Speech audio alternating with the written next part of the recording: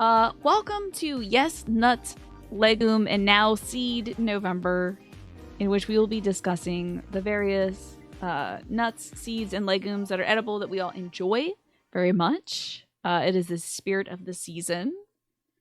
There's an extension for that. Oh, you found it. You have the same opinion of WebPs. You got an extension where you can right-click any WebP and save it. That's sick. I like that. Hello, Clamp. Good to see you. Pecans S tier. Ben, I was just thinking about you the other day. How are you doing? I hope that you're well. I hope life has been treating you well. I hope you've been doing some fun work lately. I hope you've been eating well, sleeping well, all that stuff. Nuts and seeds, yes. It's time. I'm gonna get on over here.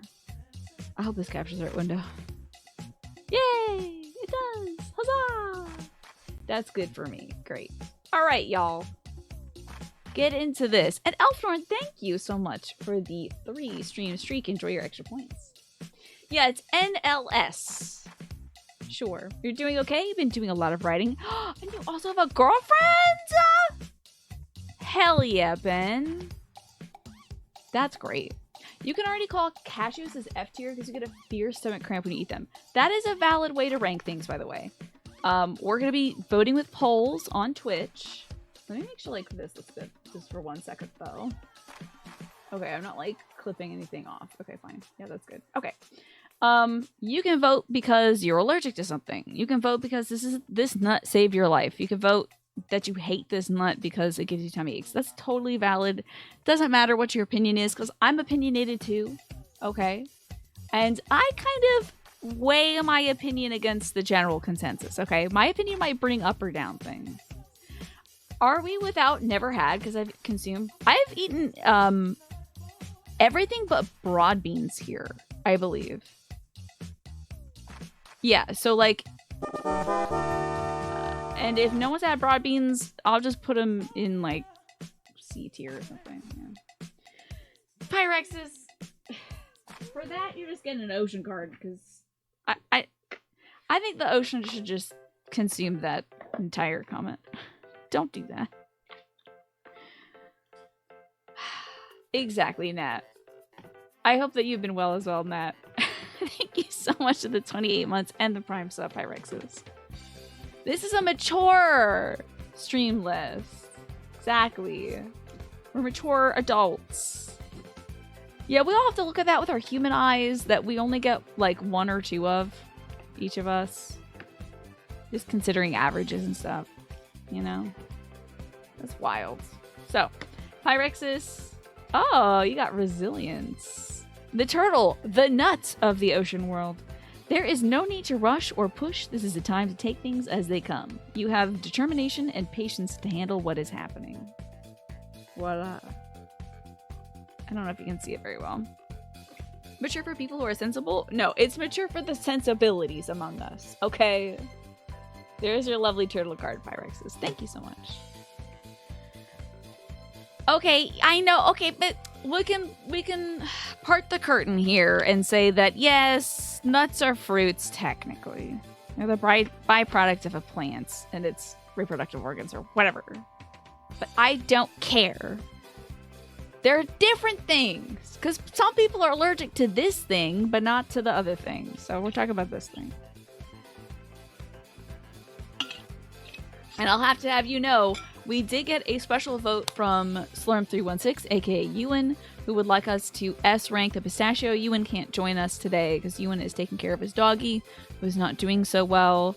They've been going to the vet nonstop pretty much these last 3 days. So Ewan's wish was that the pistachio would be S tier. So Ewan's wish is my command. Also, I love pistachios, and I'm going to put them at S tier anyway.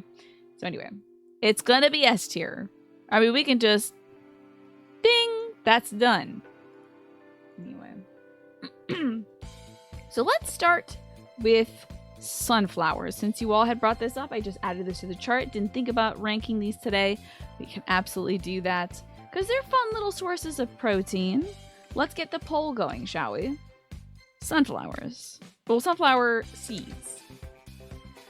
You've got a few options: S tier, A tier, B tier, C tier, and D tier. Now, as Mash pointed out, there is no I've never had this before option. You can feel free to say that in chat. I have had all of these though. I mean, except for like in a lot of these in their raw form, and I guess acorns I haven't had, but I do know that you can use them. So I feel confident ranking every one of these nuts, except for broad beans, the legume. That is like, I just don't know, but I think it's more common across the pond. So we'll do this for 2 minutes. Why don't we? So let's talk about sunflower seeds. S for sunflower, yeah. I love Ben & Jerry's sunflower butter ice cream. I don't typically eat a lot of sunflower seeds because they come with the shells on, and like, that's a mess. It is a mess, dude. We can, however, talk about pistachios. I see some comments about pistachios in the chat. Of course, Snake, pistachio is the king of nut. You are eating some pistachios right now. Pistachios are delicate, decadent, sweet, light. Love them. S tier for sure. For sure. You can play with the shells. You made a necklace with them? That's cool. Sunflower seeds deserve some kudos for helping baseball players kick the chewing tobacco habit. Absolutely. We're throwing any pretense of democracy out of the window straight away. I think we did that 3 ranking streams ago, Haxon, with my first fruit ranking stream. You would put sunflower seeds as a solid B. You could probably talk about bumping it up to an A. Sunflower oil is handy. How to use that mesh? You've never had sunflower seed ice cream? It's like pureed down to like a butter, like a peanut butter, and it's delicious. There's a tiny tint of like almost an acidic bitterness to it, which is great when it's like a mint flavored ice cream. Despite sometimes destroying your nails, yes, I get that, Pyrexis. Let's see here. We have 6 votes for S rank, 2 for A rank, 1 for B, and 1 for D. I see.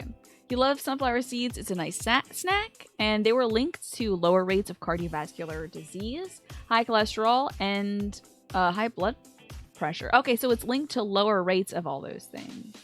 They're the source of many vitamins and minerals that can support your immune system, increase your ability to fight off viruses. Love that. Oh, it's a good cooking oil. I've never used sunflower oil before. Now, while I am not a consumer of these seeds, I feel good about putting them up at the S tier with you all, honestly. I feel fine about that. Yes, though, putting them as a little topping on things, that is very good. I can't remember what... My mom sometimes gets, like, fully shelled sunflower seeds, and I'm trying to remember what I've put them on before. But for a while, I was putting, like, sunflower seeds on something. Maybe, like, some sort of granola or a cereal or something. Can't remember. Sunflower seeds are tasty. You love that. Mulder in the X-Files loves them. Mulder recounts that he would wake up afraid to be the only person on Earth. He could hear his father eating sunflower seeds, which would calm him down. That's fun. The shelling of it makes it so you don't eat them as fast. Interesting. Okay, that's a fun way to portion things. Yeah, they're a good garnish, right? You're more olive oil oriented, Mash, but it's nice to know that there are other forms of oil out there that's good for cooking. I'm now getting into avocado oil for cooking because apparently that is a way higher like smoke point than olive oil. Yeah, great muesli. I bet it'd be great on top of bread for sure. Yeah, coleslaw. Putting sunflower seeds on coleslaw, is that what you do, Lurky? Interesting. Well, so that's settled then. We have pistachios and sunflowers as S tier so far. 1 nut, 1 seed. Let's move on to pumpkin seeds, which is something I eat only conditionally. I'll have pumpkin seeds on top of like a squash soup, and I tell you, it makes the experience, because otherwise you're like just kind of getting spoonfuls of the same methodic experience, just sort of like yeah, pumpkin soup, whatever, or a squash soup. But when you have that little seed on top, I think it elevates it like leaps and bounds. In breads and stuff you can get down with it, but otherwise no. Haven't had them, but you would try them. You only eat them in October. I eat them all fall long as they are on top of soup, basically. Okay, we have 1 vote for S tier, 1 vote for A tier. I'm seeing that To Be Fair hasn't had them. Fresh baked pumpkin seeds in the oven after carving a jack-o'-lantern. A little bit of salt on top. Okay. See, I've never made them myself. I feel like I'm wasting that opportunity, but carving a pumpkin, we carve at least 2 pumpkins a year, and it is in and of itself so much of a labor that I then don't want to do more work and cook some stuff, you know. Do you like take them out of their shells, or do you keep them in their shells while you put seeds and stuff on them? Pumpkin seeds, you would put at a strong B. You don't like pumpkin in general, but once in a while, you're down with snacking on some pumpkin seeds. Okay. It's so much better fresh baked than store-bought. I see. I am seeing, so we got 2 votes for S, 2 votes for A, 3 for B. My vote would probably be a B. I feel like it's a solid B. Still in the shells. You just like wash it off, bake it in a cookie pan. Interesting. You had a phase where you constantly were snacking on pumpkin seeds. They're great by themselves already. Nice. Hello, Michi. Good to see you. We're talking nuts, seeds, and legumes today. Yeah. I'm sorry, Ziff. I put them out there for the critters to eat. I at least don't, like, usually I'm not, like, just chucking them into the trash. Usually I'm putting them into a compost pile or something like that. So the little critters can eat them. But... or that they can plant themselves somewhere in the yard. Okay, a toss-up between A and B. Very interesting. Okay. Oh, by the way, if somebody wanted to do this, this thing, you also can do this tier list, but, like, I have added half of the things here I added. Genuinely. At minimum. Only the stuff with a white background that is literally just the nut. That is what this tier list did. I had to, like, cook this one up. I had to remix it Tina style just to get it to be, like, good enough. But this is, so it's not going to have, like, any beans on it or anything, you know. I made this one myself, so I don't know if you're able to judge these yourselves.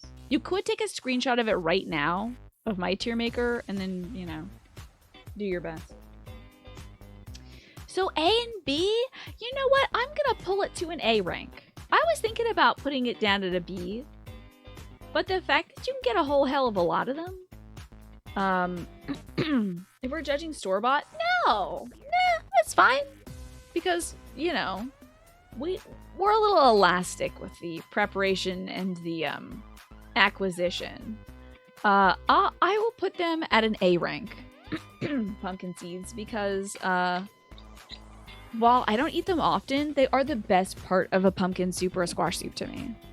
And I wouldn't have anything else on there. I wouldn't substitute it with any other nut or legume or seed. Mash, I want so bad to have a surprise pumpkin growing in my yard. I have willed it for years. For years I have tried to grow a pumpkin in my yard, and for years I have not succeeded. No matter how good our soil is here, it's just a matter of, like, pollination. Maybe the seeds we were getting from the farm we used to get our pumpkins from were, like... maybe they were making, like, a seedless pumpkin variety or something, or, like, picking the pumpkins before the seeds were mature enough to do the things with, but I have never been able to grow a pumpkin, and it breaks my heart as somebody who loves growing plants and food. You were going to get some for your last grocery trip, but there was $7 for a half-pound bag. Now, did you see any stores selling any pumpkins? Because I know pumpkins were $4. So if you wanted to scoop those seeds out for $4 at Aldi's, $4 for a big pumpkin, like a full-on jack-o'-lantern pumpkin, you know. Not anymore. I'm kind of surprised that they're not even selling them around Thanksgiving. You know, maybe get some from a gardening store. Oh yeah, if I want to grow a pumpkin, sure, for sure. But I just wanted that free pumpkin. You know, pumpkins at Aldi's were huge this year. I loved it. Alrighty, so pumpkins are done. I put this up there because I want you all to consider the acorn. I know this is probably not gonna do well, but I want to talk to you historically about acorns edibility.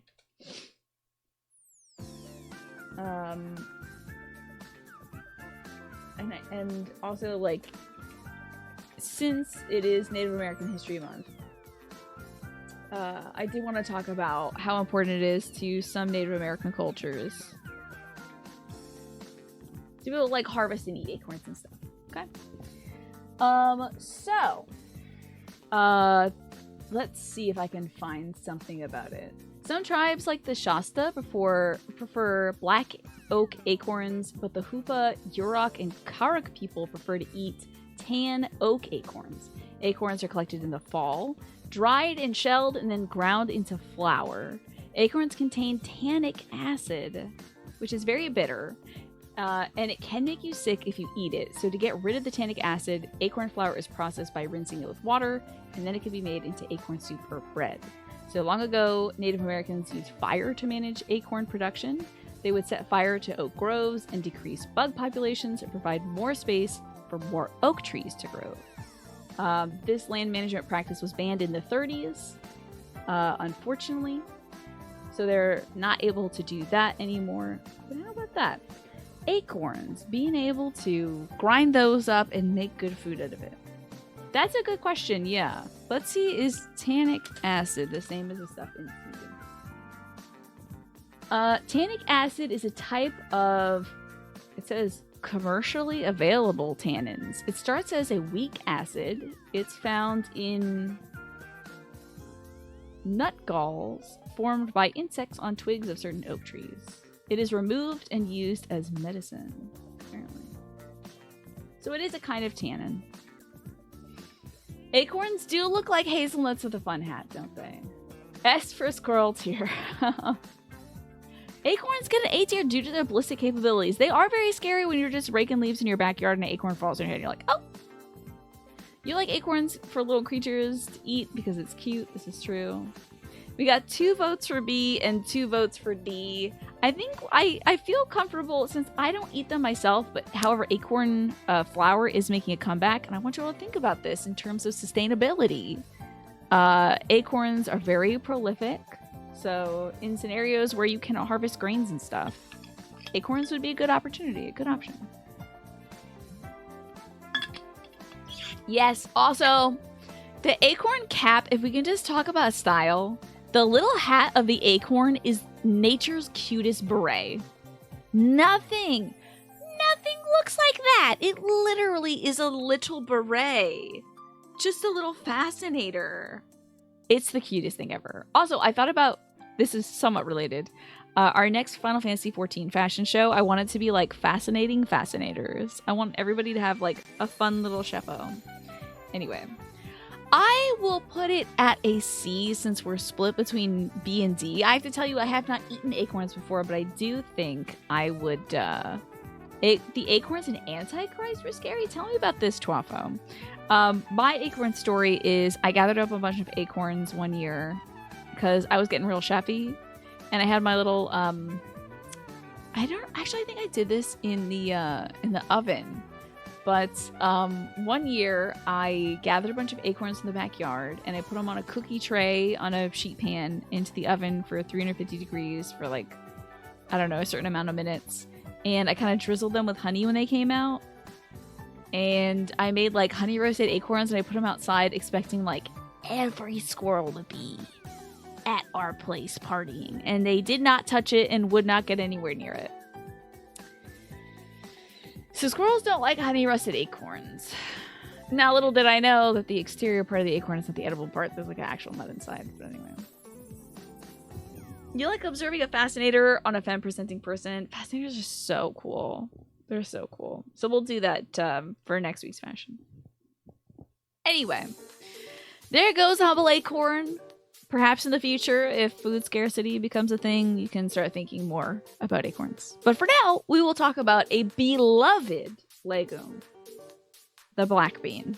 I expect there to be some strong opinions about this. And honestly, I expect them to be mostly positive. Who doesn't like black beans?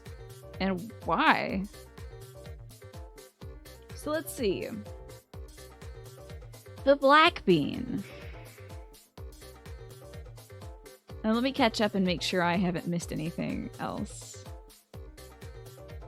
The bargain-loving Tina urge, right? Right, Mash? If I wanted to eat pumpkin seeds, I would just get the whole pumpkin. Okay. Squirrels in your area will eat anything and are always hanging out in your bins. They would not touch these acorns I roasted for them. It was wild. You're not big on beans in general. Whenever you get a burrito, it's kind of black beans in it, right? Okay, we have 1 vote for S tier, 1 vote for A tier, 1 vote for B tier, and 1 vote for D tier so far. You're not going to vote on black beans because you don't think you've had them before. Are they same as kidney beans? They are different. Kidney beans are down here. Can you see it wiggling? That's a kidney bean. They are different. They are tiny beans that are black. But it's a staple in Latin American cuisine. Let me tell you a little more about the black bean. Refried black beans are the #1 food of all time. They're great, aren't they? They're good in a burrito. They're good in a nacho. Good just as a side on their own. So the black turtle bean. It's a shiny variety of the common bean, Phaseolus vulgaris, especially popular in Latin American cuisine, though it can also be found in Cajun and Creole cuisines of South Louisiana. Like all varieties of the common bean, it is native to the Americas, but it has been introduced around the world. It's used in Indian cuisine, Tamil cuisine, and let's see. It's a rich source of iron and protein. The black turtle bean is simply called the black bean. But terminology can cause confusion with the other 3 types of black beans, like adzuki beans, soybeans, gram lentils, and Kenyan black beans. Here's the votes for the black bean. Okay, only 1 vote for S, 1 vote for A, 1 vote for B, and 2 votes for D. I would love to hear from the 2 D voters. Why don't y'all like black beans? I'm shocked. It's got a meaty texture. I know there's no vegetarians voting in this poll right now. Because, like, what else are y'all gonna eat? Black beans are the way to go. You like a mix of black and pinto beans in your burrito. I just love seeing these little guys. Add 1 for A. Okay, so that pushes it to A tier, certainly. You might have had them in Indian food. You've probably more likely had just, like, lentils in Indian food, I'd imagine. You went out to eat once with a vegetarian friend and you had black bean burgers. Yes! The original Boca Burger patty, I think, was predominantly black beans. Are lentils here? Yeah, lentils are, like, tricolored here. The lentils are right here, next to the kidney bean. Yeah, we got all the colors of lentils there. So, I think with that extra vote for black beans, I would put it at an A. I have to say, these are great! Black beans are great! I think all beans are great. All beans are at least A tier, in my opinion. Excellent protein. They are cheap. Cheap, cheap, cheap. So cheap. You could survive forever on beans and rice. You really could. And, I mean, the thing is, you can eat them or you can grow them. That's the same stuff you put in the ground. You put dirt and water on it, and then you give it some sunshine. You got food later. You can eat it now or you can grow it later. It's great. Love it. Beans. I can't get beyond putting these lower than a B unless somebody really convinced me. You thought you heard me say 1 for A and 1 for B? No, I said there was 2 for A, 2 for B, and then someone, I believe it was Lurky, had said, please put an extra in A. So there you go. Black beans are okay for you. You do like black bean and cheese burritos. So good. It's one of the food products, a lot more food. One food produces more food. It, like, makes food. The thing about seeds and beans and stuff is, like, if you go, oh no, my bag of sunflower seeds, I dropped it on the ground, wait a few months.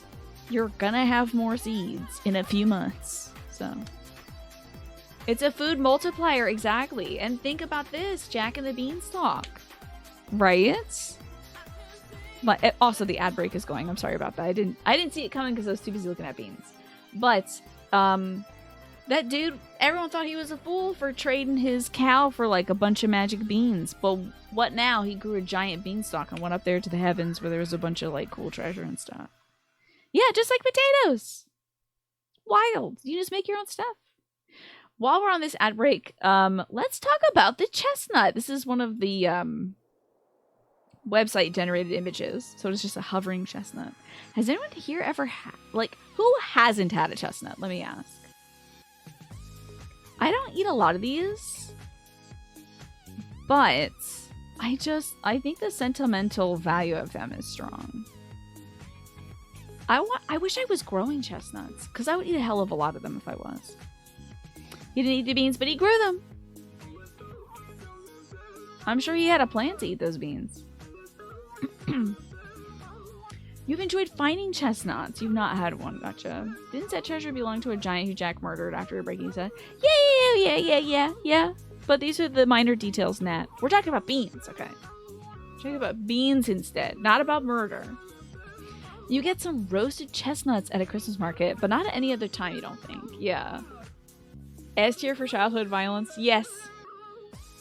There was a lot of chestnut throwing in our neighborhood as well.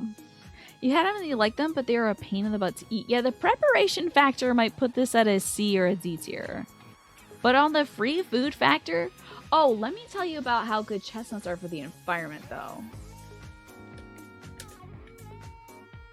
Let me tell you about this. It's a fast-growing tree. It absorbs and stores more carbon dioxide to fuel growth than any other tree. This thing traps carbon dioxide. It goes, not on my watch. It sticks that stuff in the soil. It's a source of free food. It's a tree that's good for the planet. Let's see. Let's see if there's any other stuff. Okay, so because it stores more carbon dioxide than any other tree, that means fewer greenhouse gases over time. A lot of scientists are claiming it is the key to the climate change fight. Like, chestnuts are apparently the future. How about that? Isn't that interesting? Do I know about Conkers? Only about his bad fur day, apparently. So 2 for A and 2 for B tier. I have to say, I have not actually... I was saying, like, oh, I've had every nut on this list. I don't know if I've actually had chestnuts. But I love the idea of chestnuts. This is safe for stream. I'm gonna copy the link, though, because it will totally ruin my capture. Oh, yes, a game of Conkers. I believe you told me about this before. It's a game that kids play. That's right, with the string. Yes, you have mentioned this before. Okay, this is sounding more and more familiar to me. You're sure you voted S tier? You might have been the only one, Alfred. You played Conkers as a kid? That's lovely. I'm gonna see if there's anything else I can say about chestnuts. So, maintaining and increasing forest cover is an important way to slow down climate change, and chestnut trees are quick growing and trap a bunch of carbon dioxide, so... It is an ideal candidate for forest restoration projects and carbon offsetting schemes, particularly on marginal farmland in the Midwest. How about that? Carbon can be stored in hardwood products for decades when the trees are harvested and processed. Whoa! How about that? Chestnuts! So I think that puts it at A tier. Personally. That's pretty good, honestly. You like them? Just every time you try to have them, at least 1 or 2 go flying across the room and you try to crack them. To be fair, it does sound like it's the tree that fights back, but for its ability to take atmospheric carbon and turn it into a compound that's in the tree, that beats ass. That's cool. Chestnuts that are not harvested can live between 250 and 300 years. Comparing to an oak's lifespan of 100 to 150 years. These are some long-lived trees. How about that? That's amazing. Okay, what I'm saying is, if you're thinking of planting a tree, why not do a chestnut? You're also providing food for the local environment and potentially for yourself later down the road. Let's get into chestnuts. Can we like, if one of these nuts on this list inspires you, or beans or seeds, try to get into that as a sustainable source of protein, y'all. That's what I'm saying. I'm just trying to change your minds. Now, cocoa pods. While I was looking up various nuts, seeds, and legumes, I was surprised to see cocoa pods on one of these lists. I can't remember if it's technically a legume or if it's technically a nut. But the cocoa bean, technically a cocoa seed or cacao, is a fully fermented seed of Theobria cacao, from which cocoa solids, cocoa butter, etc. are extracted. So, what do we think about cocoa? I should have put carob on this list. I really thought about it because carob, cocoa pod, carob is a different alternative. I've been learning more about the way that cocoa is harvested and the slavery practices that are still in place for its harvesting. I do not believe we have yet slavery-free chocolate, which makes me extremely sad. This chocolate is very good, but it's not that good. It's not like justifying slavery good, you know? But I believe carob is harvested in a more like ecologically friendly and socially friendly way, but I'm not entirely sure. You grew up eating carob bars. They're delicious. Tell me more. The only relation you've had to cocoa beans are chocolate and fudge. Yeah, I don't know how the beans themselves would taste, but I'm okay with us saying, just as we've done for fruits and vegetables, I'm okay with us saying, like, I've had this product made from this thing, so I can weigh in on how you feel about that thing. Your dad will get peanut butter and carob bars. Good to see you, Chaosa. Slavery-free practices. Yeah, unfortunately, the harvesting of cocoa is still done with, by unethical means, forms of slavery and stuff, to harvest cocoa. So that was brought to my attention by Tony's Choco Lonely, which is a chocolate producer. But even they are like, we're bringing this to everybody's attention, but we can't even make sure that the cocoa we harvest isn't slave harvested. So it's like, well, thanks for mentioning it, Tony's Choco Lonely, but like, let's maybe, can you get down to the harvesting site and make sure? Yeah, it's a real heartbreaker, to be fair. It's a real heartbreaker. Yes, I've heard a similar thing about almonds and avocado due to our rate of consumption of it, Captain Olimar. Yeah. Which we'll be talking about almonds soon, certainly. Yeah, I bet that Tony Choco Lonely is not single source. But so far, I'm hoping in the future we will have ethically sourced cocoa because chocolate's delicious. It's really good. I like the bitterness of it. I like the darkness of it. I like the creaminess of it. It's excellent. Cocoa butter? Are you kidding me? For like body products? So good. But the harvesting of it, terrible. Oh God. So just something to think about in the future. And I also want to investigate carob more because carob is kind of a cocoa substitute that was made popular in the 70s. And it was kind of laughed off as like a health nut thing or whatever. They're like, oh, just eat cocoa or whatever. But now that we're learning more about the ethics problems of harvesting cocoa, I want to think more about carob. So, but I don't know a lot of people who've had it, so I didn't put it on this list. We're gonna put cocoa pods in S tier and keep an eye out for ethically sourced cocoa, folks. That's what I would like to pass on to y'all. You've been somewhat burned out on chocolate lately, have you, Snake? And also I'm staying away from sugar, so I'm kind of like, you know, stay away from chocolate too. Carob is a very specific flavor, but it grows on you. Interesting. You've heard that about Tony's. You have local chocolate makers who actually go the full mile and go directly to farms. I love that, Alfred. Are you comfortable sharing the brand of that? Because that's awesome. That's good. It's important, exactly, to be fair, to respect and pay workers. There's a lot of still modern day slavery that's going on where cocoa is harvested and where other resources, like specifically in Africa, are being harvested. There's still all this unethical sourcing of these things and the treatment of the people who are gathering these materials, be it cocoa or cobalt or anything like that. They're still suffering under horrible practices. So it's good to learn about these things so you can make more informed choices. They're UK based, but they deserve all the business. I love this.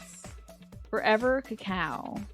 I love that. It inspires me to find sources like that near me because I've been only learning about this for the past, like, I don't know, 6 months or so, and I was kind of just like, well, am I going to be able to find anything? But knowing that your place has some ethically sourced cocoa means surely there's got to be a source here in America that does it too.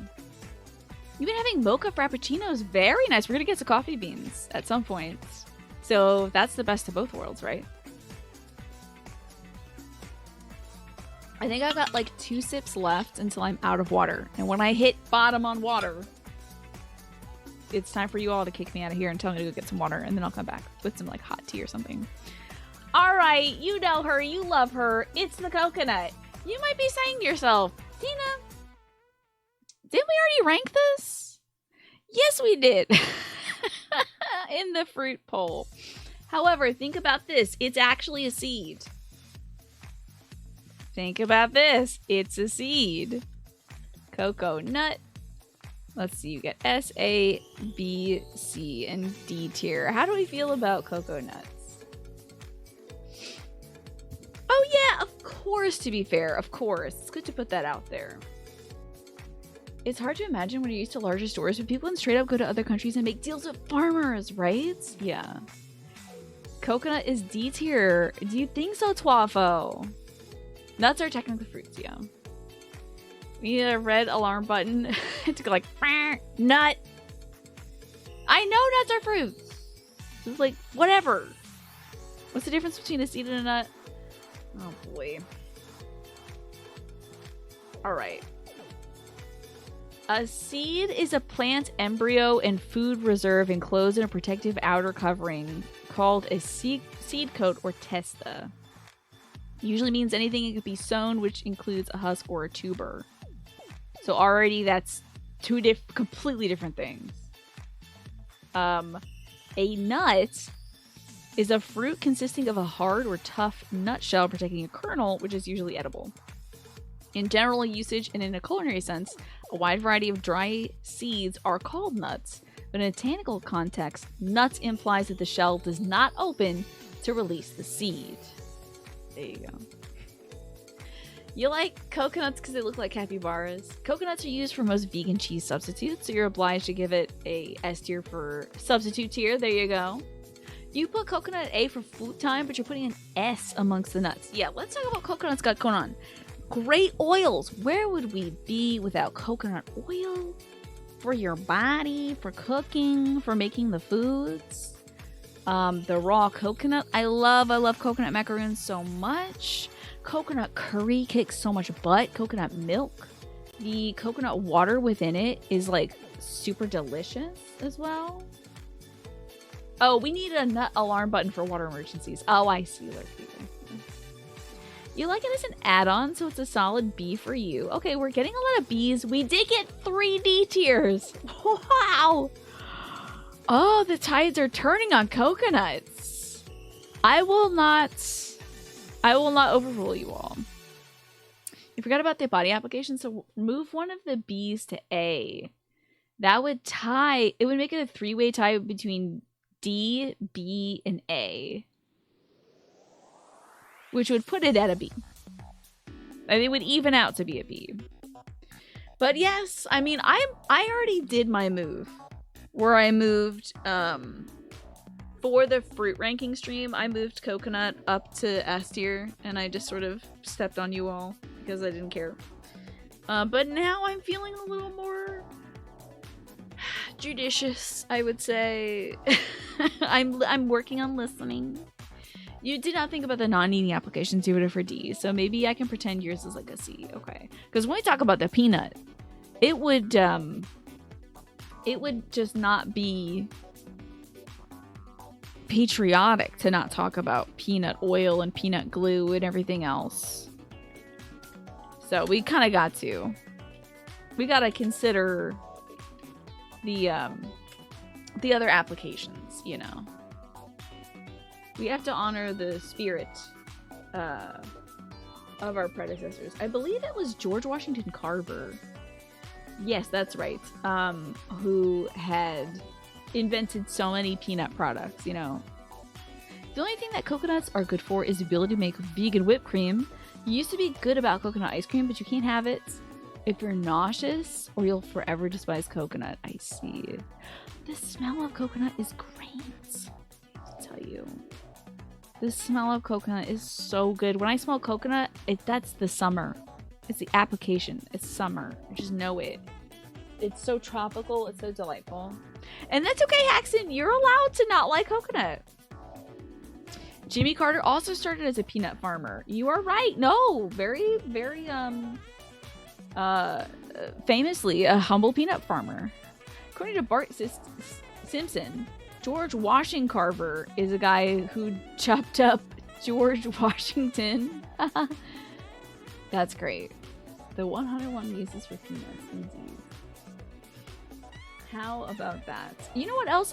I know we're not talking about peanuts right now, but apparently, while a professor at Tuskegee Institute, Carver developed techniques to improve types of soil depleted by repeated plantings of cotton. He wanted poor farmers to grow other crops such as peanuts and sweet potatoes as a source of their own food and to improve the quality of their life. How about that? The most popular of his 44 practical bulletins for farmers contained 105 recipes using peanuts. How about that? He did make a lot of products from peanuts. Not a lot of them became commercially successful. In fact, none of them. However, we appreciate you, George Washington Carver, for what you have done for the peanut. Alrighty, we will take one more sip, and then let's talk about cashews. Somebody in here said that cashews make their tummy hurt. Who was that? I will get 2 full containers of water or 1 container of water, 1 container of tea. Let's talk about cashews. Dang, I love cashews so much. If they weren't so expensive, I would eat them every day. They're very expensive, but very delicious. I've also had cashews made into nut cheese before. The dreaded nut cheese. Is that a cashew nut? Where is the cashew apple? Yes, so cashews grow out of like a fruit that looks a lot like a mango almost. And then this little nut hangs down. Here in America, we only see the little nut part of things. We don't really see the cashew fruits, Kanjo. You love cashews and mixed nuts? Yeah, they're kind of like they're like the life of the party in a mixed nut thing. I'm like, oh, thank you. I'll single that out. I'll eat all the cashews first, then I'll eat all like the pecans next. And I'll eventually get back to like, you know, whatever is left, the peanuts and whatnot. Cashew milk is disgusting, is it? I've never tried it before. You're not really a raw nut eater. Do you like eating toasted nuts? Like oven baked stuff? Oh, thank God. Paul said raw cashews are poisonous too. Usually sold in stores as raw. They have to be steamed. Wait.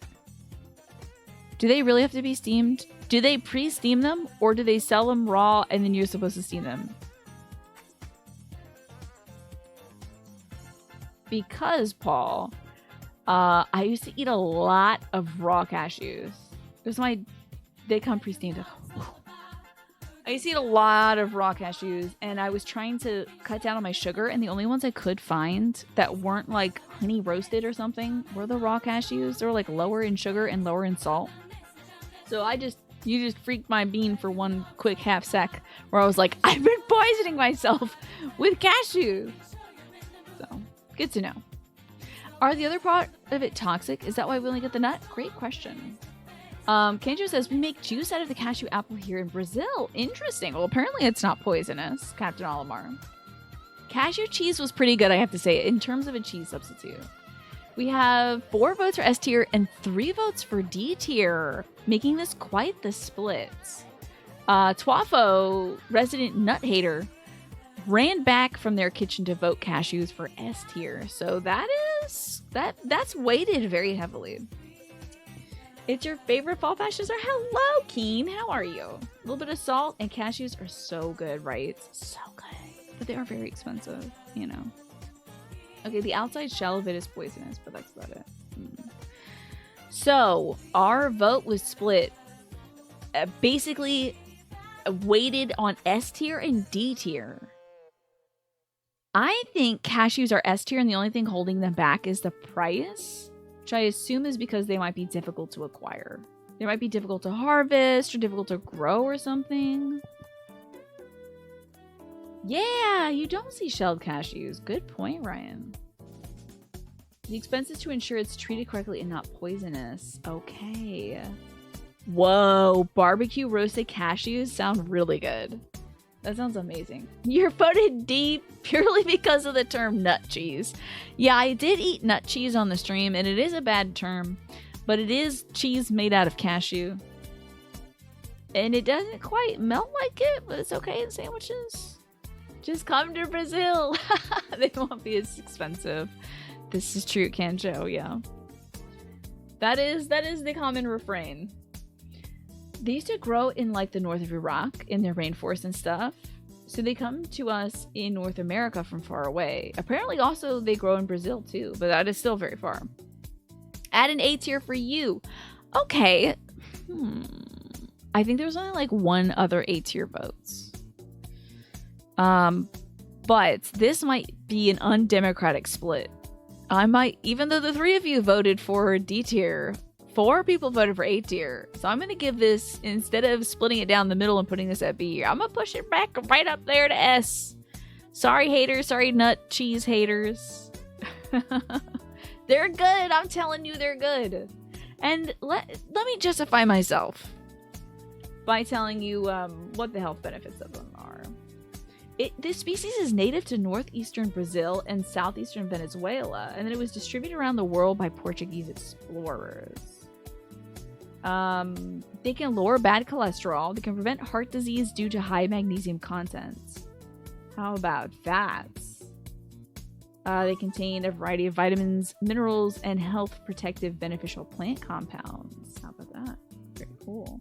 They're rich in healthy fats too, including monounsaturated and polyunsaturated fats. Absent for coconuts, returns of course for cashews. I have my sways of emotions, you know. You don't know what's coming up after this bean, but you always pick around this in the mixes. So this is an almond next, but lima beans. We're gonna get to lima beans first because this is nut and legume and apparently also seed November. So let's talk about lima beans, y'all. The lima bean. And then really, actually, truly after this, I will stop and get some water because I am now officially out of I'm firsties. And let's see. There is like 15 minutes till a break, but that's okay. What do y'all think of lima beans? Oh, lima beans. I feel like the lima bean is a very immature side dish. If you want to just have some buttered veg on your plates, lima beans are great. Let's see what else they got going on though. Lima beans. They're a domesticated species of economic and cultural importance worldwide, especially in Mexico. It's also known as butter beans, ceiba beans, double beans, or Madagascar beans. It was found in Meso and South America. Domesticated in the Andes. The term butterbean is used in North and South Carolina for large, flat, yellow-white varieties of lima beans. The U.S. states ceiba type beans are traditionally called butter beans, also known as Dixie or Henderson beans. Lima beans and butter beans are sometimes seen as distinct types. And in the UK and the United States, butter beans refer to either dried beans, which can be purchased to rehydrate, or the canned variety, which are ready to use. Or frozen. I like them like that. 3 votes for D tier. Wow. Not really liking the lima beans. You ever tried butter beans then, Mash? You're not really sure you've had them?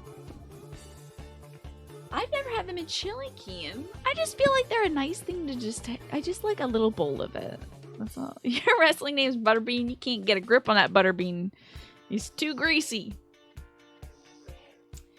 Lima beans are butter beans. Can you change your votes? Beans on toast? What was your vote before, Haxon? I will change it myself. Alrighty. It looks like we're split between B tier and D tier. Not a lot of love. Not a lot of love for the lima bean then. You voted for B. Well, if we move it to S, then D would take the majority. You're on Team Black Beans? I'm telling you, this is so good, Kenjo. You would fight every other bean, even pinto beans? Interesting. S, actually, you know what? If you move the vote for S tier, then it'd be 3 votes for S and 3 votes for D. Okay. 3 votes for S and... Wait a second, really? Is this another SD split? Wait, was there a real wrestler named Butterbean? Let me see this. Butterbean wrestler. Whoa, there's a real wrestler named Butterbean. I had no idea. Eric David Scott Esch, known as Butterbean.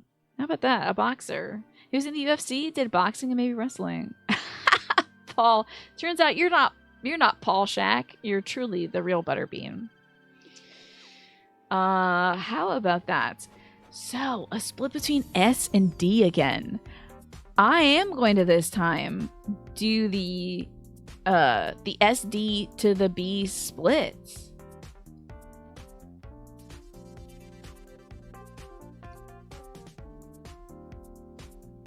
What is my neighbor doing at 5:30 at night? And why? I think they're using a leaf blower out there. It's so loud. Have y'all Northerners ever had a proper feijoada? You eat it and you feel like a soldier. I don't know what that is. What do I hear? It sounds either like somebody sawing something or using a leaf blower. Alright, let's see about... This is a Brazilian black bean stew. That would make you feel very mighty. Indeed. Indeed. Smashed up windows, thank God. But yeah, everything will be fine. I will put lima beans at B tier. They can be a little dry. They could be a little dry. Yeah, black bean soup. I'm shocked more people didn't put black beans at S tier, but like, I gotta go by the votes. Black beans are A tier, I guess, in terms of proteins. Lima beans, I'm sure they have a great, like, mineral and nutritional value content. But, you know, peas are pretty good for that as well, and they probably have more protein. So, I'm okay with it sitting at a B tier, personally.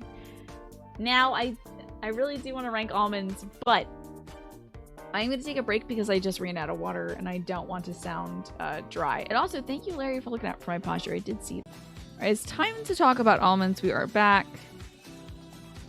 Yeah, no shield mode. We don't need that.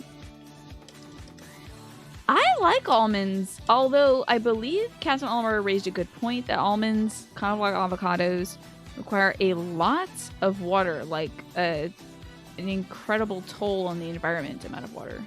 Find the mountain water. I just have regular water. And I have some ginger tea. Yeah, it's like crew of the Enterprise wiggling in their seats to simulate the ship rocking back and forth. Indeed. I always love that about classic Star Trek. Let's learn a bit about almonds. And just so you know, there's 30 seconds till the ad break. I didn't know I'd be away for so long. I should have ran the ad break while I was up and away, but oh well. So, it is a culinary nut. It is technically a seed, of course. It's a tree of the rose family. No way! So, here's 9 evidence-based health benefits of almonds. It's a massive amount of nutrients. 3.5 grams of fiber, 6 grams of protein in a 28-gram serving, or 1 ounce. 14 grams of fats, 9 of which are monounsaturated. It's almost 50% of your daily vitamin E intake, which is very good for the skin. Got a bunch of manganese in it, magnesium, and a decent amount of copper, vitamin B, and phosphorus. With that. They've got tons of antioxidants in them as well. This already is listing. Oh, it can assist with blood sugar control?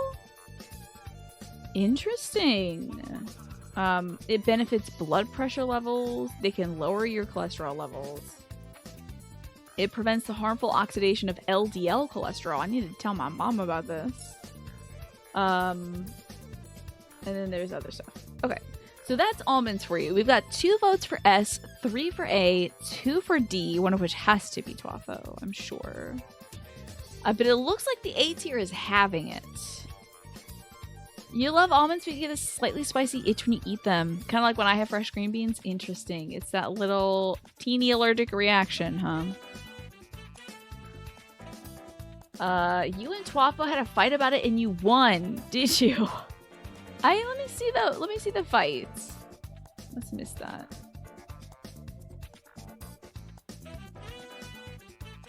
Ooh, I do love it. Oh, an almond flavored confection. Love that.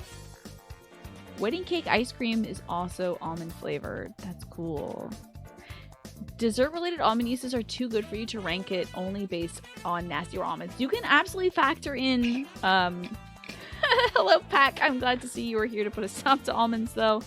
You and Twafo must have been the only D tier voters. So you and Pack had it tie with S tier for 2 votes. However, oh, you were bullied, and so Nowhere Mash's vote should be thrown away. Oh god, I think I would just throw both of your votes away. There you go, Pine. You've never had almond in cooking. I have had. Okay, so one thing my dad used to like to make before he got diverticulitis, which is like teeny tiny little holes in your stomach lining, sometimes in your colon lining, is he would saute slivered almonds in a pan to kind of toast them up a bit, and then also saute green beans in that pan. And it would be a nice little, just like toasty, nutty addition to green beans. It was cool. Cashew chicken is so yummy. It's good to see you, Alice. I don't know if I've had cashew chicken. That is an Indian dish, right?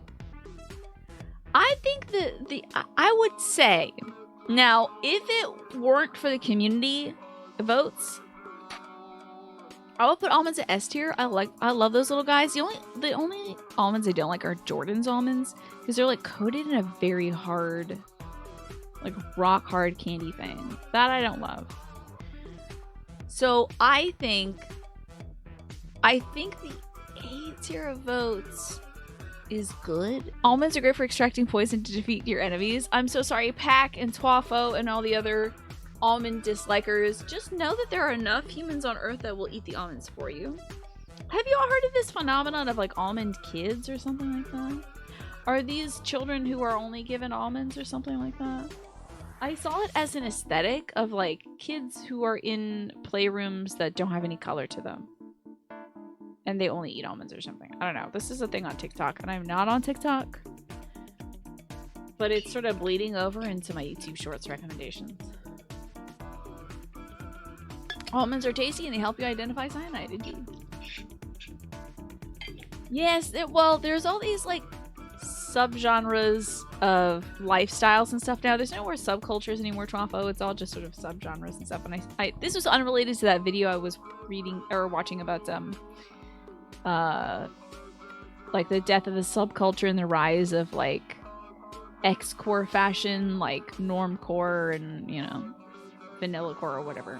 So I think this like almond lifestyle is kind of like one of those little fringe things. It's basically just somebody made a Pinterest board and decided that was their life or something. Oh, according to Google, interesting. Cashew chicken is a Chinese American dish. You wonder if it's like a fortune cookie situation, actually being American, but a lot of people think it's Chinese. Yeah, that's a great question. I wonder. But I'm glad it's delicious either way. What are the large nuts? Those are right here. They are Brazil nuts. We'll get to those in a bit. I don't want to. But we have now ranked at least half the list, I think. Indeed, MASH. Yeah, there's not enough. There's not enough. Nothing can escape the greater culture. There is like no more subculture anymore. Everything is going to get subsumed by it. Even the things that resist it. Oh, well. what you gotta do at this point is make things for you and enjoy them and put them out there in the world, and somebody else will find it and like it. Ah, the creator of Cashew Chicken was a Chinese-American chef in Springfield. Very cool. I wonder what inspired them, because they made a very cool dish. Okay, pine nuts. Pine nuts. I love these little guys. Oh, I almost said exclamation point pine nut. Let's talk about pine nuts. I've never harvested these myself, but pesto is incomplete without pine nuts, although you can make it with walnuts. So, like, I know there's always another thing to do. But I do love pine nuts. Expensive and totally not necessary for making pesto. I do know this. But they're tasty as hell. I used to eat them by the handful. And you only get a little container, so I'd be like, I know I'm depriving us of the culinary use of these, but I gotta eat these little suckers. Like, they're so delicious in small amounts, but if you eat a whole mouthful of them, you get like pine mouth, and it's very strong. Yeah, it was expensive. I didn't know. I was a kid, and I was loving these nuts. They do go into hummus, right? Chickpea is usually the star, and we will get to the chickpea, or the garbanzo bean. But yes, pine nuts, I guess, can go into that too. Or like a sprinkled on top. You'd eat them all the time if they were cheaper. Honestly, my love of pine nuts has made me want to see if I can harvest it from like local pine trees. If I could just crack the suckers open myself. Pine Nuts makes you think of the movie Best in Show, which featured a character from town called Pine Nut who could name every nut. It was funny for unknown reasons. Best in Show is one of my parents' favorite movies. And I actually discussed it the other day with my folks because the national dog show that was on. You've never had them on their own only in food. How are they like, how are they as just a topping then? Because we are split between S tier, B tier, and D tier as a community. We got equal amount of votes for each. They're goodness salad. A lot of nuts are goodness salad. Teeny, stop naming nuts. No, pine nut, hazelnut, macadamia nut, Brazil nut, walnut, pecan, filberts. That's just hazelnuts again. Peanuts. Hello, Quantum. Good to see you. It is indeed time to Deku Nut Command. What do you think about pine nuts? You only got a few seconds left to vote, Quantum. So, we have a majority for S. We also have 2 for B and 2 for D. I do see that some folks were saying that there's about an equal amount of folks who are saying that they haven't had pine nuts before, as there were folks saying that, like, it's D tier or it's B tier. Nope, macadamia nuts are still hanging out here. Right there. Love a macadamia nut. You don't like most nuts? Good morning evening to you, Chenpo. It's okay that you don't like them. You can still vote against it. Your vote matters just as much as anybody else's except for mine. Mine matters the most. So I could still override you, but you can still try. It is a committee ranking stream until I decide to supersede you all. Yeah, you could be a nut hater with Mash and Twafo. We got a lot of nut haters in the chat. That's cool. Since we've kind of got a good split between S, B, and D, I'll put pine nuts at B. I know the majority put them at S, but like it was an even enough split between the 3. I'll drag it down to B because of the price factor, and because if you eat a handful of them, your mouth will taste like a tree air freshener. Like it's just very piney. What for their uses, they're like so good. You'll hear for a few minutes as you're heading to the city with your friends to do a pottery painting. That sounds like a ton of fun. You realize you're not strongly opinionated on nuts. You like them more than you thought. Okay. As someone who ate vegan food for so long, nuts are kind of something you know about exactly. It's a very important source of protein. Delicioso as well. And in some ways, sometimes more sustainable than like meat-based proteins. But in other ways, like the almond, which requires a ton of water to produce all the almond milk we need, you know. Maybe not. So many perfectly good cookies and brownies are ruined by having nuts. I don't know if I've eaten anything and thought, I can't believe there's a nut in this. You know, I've never had that feeling before. I'm usually like, oh, a nut, cool. You know. It's the coldest day since you've come to Japan, Jimpo. It might even snow. It says wintry mix right now. Oh, wintry mix honestly might be worse than just snow. Because it's like wet. It's like rain and snow. Ugh. You went outside to go to the vending machine and there was no precipitation yet. But you have your Uniqlo heat tech layers on. I wish I had some Uniqlo pieces. They seem like really cool basics. Banana breads taste gross when you add walnuts. Walnuts can add a bitter taste around the bread, which is not good. But I still love the walnut in it. So that's pine nuts for you. How about hazelnuts? I don't know if I've had like a handful of hazelnuts, but like I've seen hazelnut. Okay, first off, Nutella folks check in. That's hazelnuts. Okay, it's hazelnuts with like a little sprinkling of cocoa powder in there. So I know y'all are gonna pop off for that one. That's fine. Sometimes called the filbert. That is the hazelnuts. They're quite like very distinctly flavored in my opinion. I've also seen them in like coffee stuff, like hazelnut coffee. That's cool. Kind of like the almond, it adds its own like sweetness to it. By the way, if you want to make something taste sweet like a baked good, but you don't want to add extra sugar, almond extract is the way to go. Like it tastes like elevated. You're a stickler for homogeneous textures in most of your food. I get that. Texture can be a real deal breaker. So you're not a huge fan of nuts and baked goods. I respect that. Important anecdote from Keen about hazelnuts. You were recently told that not one but two of our friends from school no longer have strong food allergies after being pregnant. What? One lost her hazelnut allergy and the other lost her dairy intolerance. That's bonkers. The human body is wild. You're kind of about hazelnuts. You avoid them in chocolates. Oh, doesn't a Ferrero Rocher have a hazelnut at the center? Do we have Ferrero Rocher fans here? Or Nutella fans? Because this is your song, okay? This is for you. If you combine them with Cocoa Pods, you can make Nutella. Exactly. We put Cocoa Pods up at S tier. Nutella's nice, though. Oh, Ferrero Rocher doesn't have a hazelnut at the center. Not there, huh? Y'all know oral allergy syndrome, which is when you're allergic to pollen, but not the food? You can eat processed nuts, but not fresh nuts. I got the opposite of that, because I can't have processed peanut butter, but I can have peanuts. You've never had Nutella? Neither have I. You can get Ferrero Rocher Hazelnut Edition. Interesting. Nutella's so yummy. You made a homemade hazelnut spread once, and it was so good, huh? But normally no. Interesting, Mash. Huh. We have... Okay, I don't know if we're going to be able to usurp the B tier, but a lot of folks strongly feel this is the first time we've had a, like, actual strong placement at B. I would love to hear why it's so B tier for you all. What makes it B tier?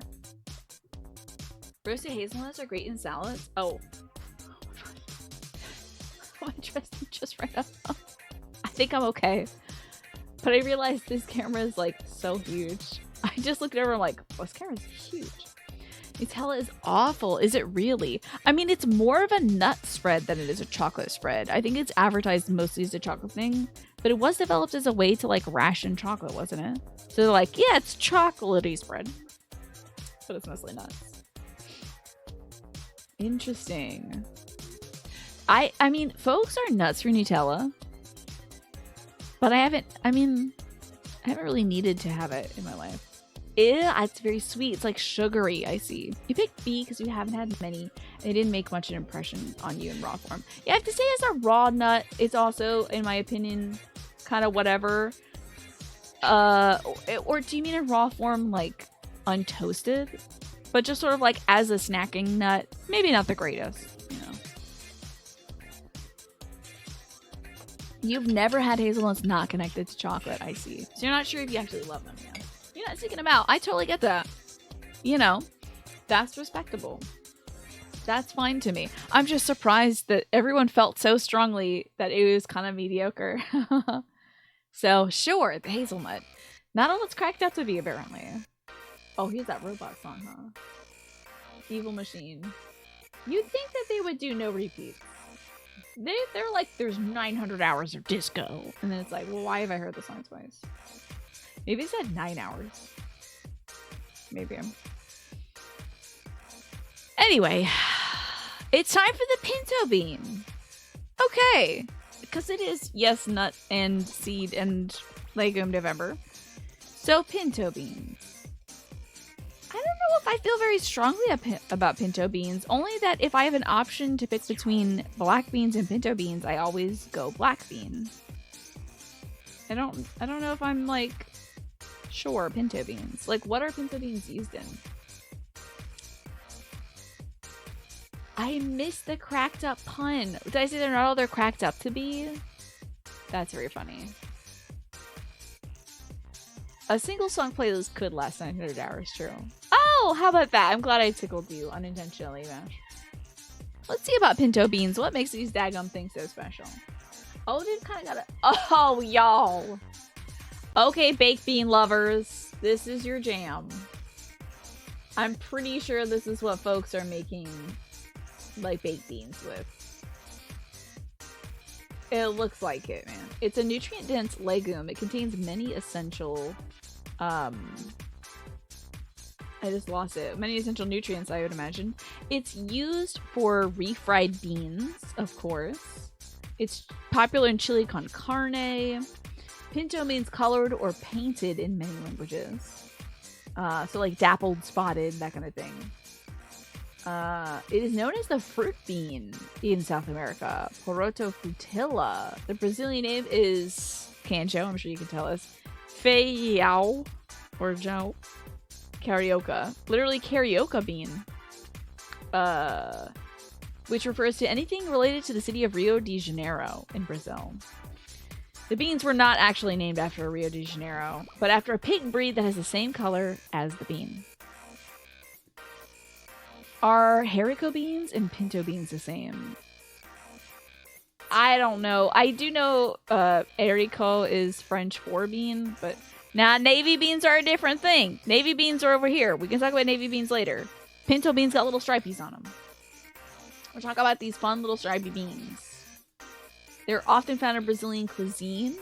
Beans, mainly a common bean, are a staple food everywhere in the country, cultivated since 3000 BC, along with starch-rich foods such as rice, manioc, pasta, and other wheat-based products like polenta. Oh, well, that's a corn-based product, but yeah. Potatoes, yams, etc., etc. Pinto. 4 votes for A tier. Okay, putting it right up there with black beans. I'm glad, because to me, black bean is kind of the best bean. So I'm glad to see that pinto beans and black beans can hold hands and live in peace. This is haricot for real? Oh, navy beans are. Okay. You know what we call them over here is Boston beans, apparently. Homemade refried beans are super tasty. So good for adding moisture to the house in winter. That's a great idea, Alice. Love that. Yeah, didn't you say like you like burritos with both of them in it, right, Snake? Someone at a burrito place explained this to you once. Better than black beans for oniony mixes. Interesting. Oh, and baked beans are navy beans. Okay, interesting. That's a suspicious looking coconut. How, Manny? It's just a coconut, I think. I don't know. Why? It does kind of look yonic in a way. It's weird. Kidney beans, the top tier bean. Love them for chilies. But let's talk about navy beans since Mash brought it up. I almost did command mash, which is nothing. So, navy beans. I do use these for cooking quite often. Apparently this is what baked beans are made out of, so excuse me. Sorry I made folks vote for that. For pinto beans, I was wrong. Navy beans are the thing. I find these go well in like a chicken and sausage soup with kale. A little bit of lemon over the top. I put navy beans in chilies alongside of kidney beans. They're really great for soups and stuff, in my opinion. You're a baked bean hater. I hate baked beans, personally. I can't stand it. It's gross. It is slop to me, but like everybody else in my family eats it, so that's fine. This will be your only B tier rank. So B for baked bean tier. Every bean is so good. Every time you think about one of these beans, you're like, hell yeah. I mean, beans are so inspirational, as I said. You could plant them, you could eat them. You got food for days. Baked bean sauce is usually gross, right? Yeah. Franks and beans are good. Beans and rice are good, you know. White bean soup? Yes, you can mush the white bean down and it makes it like a thick stewy consistency. So it's like very good. Also, some folks are putting beans in their salads to like give the salad some extra protein, and I can respect that. You know. You've been all S tier until baked beans. Well, we've got 3 S tiers for navy beans. 2 for that also, and 1 for C. No D's or B's here. So these are also Arico beans, Boston beans, baked beans. That is a navy bean. I just call them white beans because they are white and they're beans. But why do they call them navy beans? Why do we call them navy beans? Because did the people of the Navy eat them? They are native to the Americas, where it was first domesticated. It is a dry white bean that is smaller than many other types of white beans. It has an oval, slightly flattened shape. Okay. There's a Senate bean soup? What the hell is that? United States Senate bean soup. It's navy beans, ham hocks, and onion. Interesting. It was served in the dining room of the United States Senate. Cool. The Navy served the beans as a staple to its sailors since the 1800s. Alright, makes sense. Navy beans, yeah, there you go. I'm looking at the same page on Wikipedia now. How about that? Oh, y'all, this is where, like, what, cannellini beans are one of these? Cannellinis? Interesting, because I love me a cannellini bean. But they are, it says it's closer related to the red kidney bean. So really what's going on here? I don't know. Distinctions are tough, but it looks like the community feels very strongly. I'm seeing more at S and A, but are we really going to put the navy bean above pinto and black beans? For real? Hello, Morphinius. Good to see you. How do you feel about navy beans? Are navy beans better than black beans? For real? They make for a good meal ready. What is MRE short for? A meal's ready to eat? Is that what it is? I should know that, playing so many Metal Gear games. How about that, though? If it had something to do with the Navy uniform as being sometimes white, apparently not. Okay, meal's ready to eat. Okay. But how about that? Navy beans. Oh, beans. Give me 1 sec. Let me get up and get my meds, the alarm for which I left on my bedside.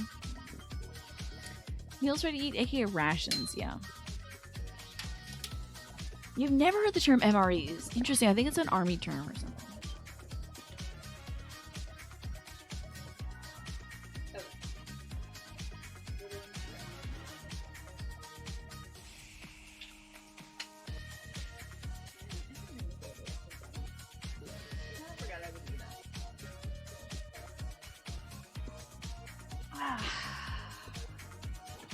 There you go, a Marine, Army, that kind of thing. That's what I thought, Solitary Jordan. Navy beans aren't nearly as sturdy enough for most things you put black beans in. Black beans kind of retain their shape very well. Yeah, they have like a slightly thicker skin. Or like they're just a little more fibrous or something, but yeah.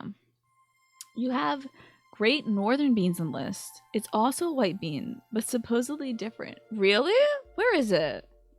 Or broad beans Great Northern white beans? Let me find this out. Great Northern white beans. What are these little suckers? I don't think that's on this list. Where do you think this is, Alice? Because we have macadamia nuts, peas, Brazil nuts, soybeans, broad beans, walnuts, coffee beans, chickpeas, pecans, lentils, kidney beans, and peanuts. Which one of these do you think is a Great Northern white bean? Oh, you're asking, do we have those? No. No, we don't. Sorry, I don't have those. I had to add all of the beans and seeds to this list because I was like, come on, if peanuts are a legume, let's put all the legumes up there. Sorry, Morphinius. It was probably the highest weigh-in any vote we've had today at least, was the hazelnut. It was like 6 people were like, absolutely not. It's a B rank, you know. Is that what it's called in Spanish? Cacahuetes? What is that? I shouldn't say things that you say, Vandy, out loud. Alrighty. Let's talk macadamia nuts. Hey, Enigma, it's good to see you. Roman beans. I don't know what Roman beans are. Are those pinto beans? Oh, Roman beans known as cranberry beans. They're similar to borlotti, salugia, or cargamanto beans. I don't think I've ever heard of these before. It's a borlotti bean? It was first bred in Colombia. It looks like a pinto, but it's not. I had no idea about this kind of bean, Enigma. There's so many kinds of beans. Beans that have gone for a while, they're roaming. Yeah. Ah, okay, so that is peanuts. Okay. But let's get to peanuts in a bit. Soybeans necessary addition for vegetarian food people who aren't allergic. Yes. But again, we'll get there. We're doing this in a civilized fashion. We're starting from one end and working to the other. And talking about macadamia nuts. I love these guys. They are so like lightly sweet. They've got such a soft, pillow soft texture. And don't you just love a cookie that's like white chocolate chips, macadamia nuts, and then like kind of a cranberry, a dried cranberry for a little bit of difference. Dried cherry. So good. Ugh. Love macadamia nuts. I have had them by themselves because sometimes when I was making like macadamia nut and white chocolate chip and like either cranberry or cherry, I can't remember. Probably dried cherry cookies, I like sampled one of them out of the bag and then just kept eating them. Just kept eating macadamia nuts out of the bag because they were so good. But they're expensive. It's kind of the it's like the pine nut problem or the cashew problem when they're really good, but they are expensive. White chocolate macadamia nut cookies are so good. They're so golden. It just tastes so like heavenly. These nuts are always put into white chocolate chip cookies and it angers you. You just want white chocolate. Why is there a nut? Oh, are you allergic to macadamia, to like all nuts, Keen? They're very nostalgic. Aren't they the ones that are sold at Subway as well? Pine nuts are very expensive, yeah. I am a nut fiend. I love nuts. By the way, if you love nuts as well, I'm going to be putting some nuts in our baked apples, which I am making for our Zelda-themed cooking stream, which is, hold on one second. Figure out when that is. Hold on. I'm going to copy it from here and put it on this thing. Copy. So the cooking stream is going to be Thursday the 30th. I hope you'll join me for that. I'm also going to paste that. Never mind. Copy the wrong god dang thing. Subway's got those. Great.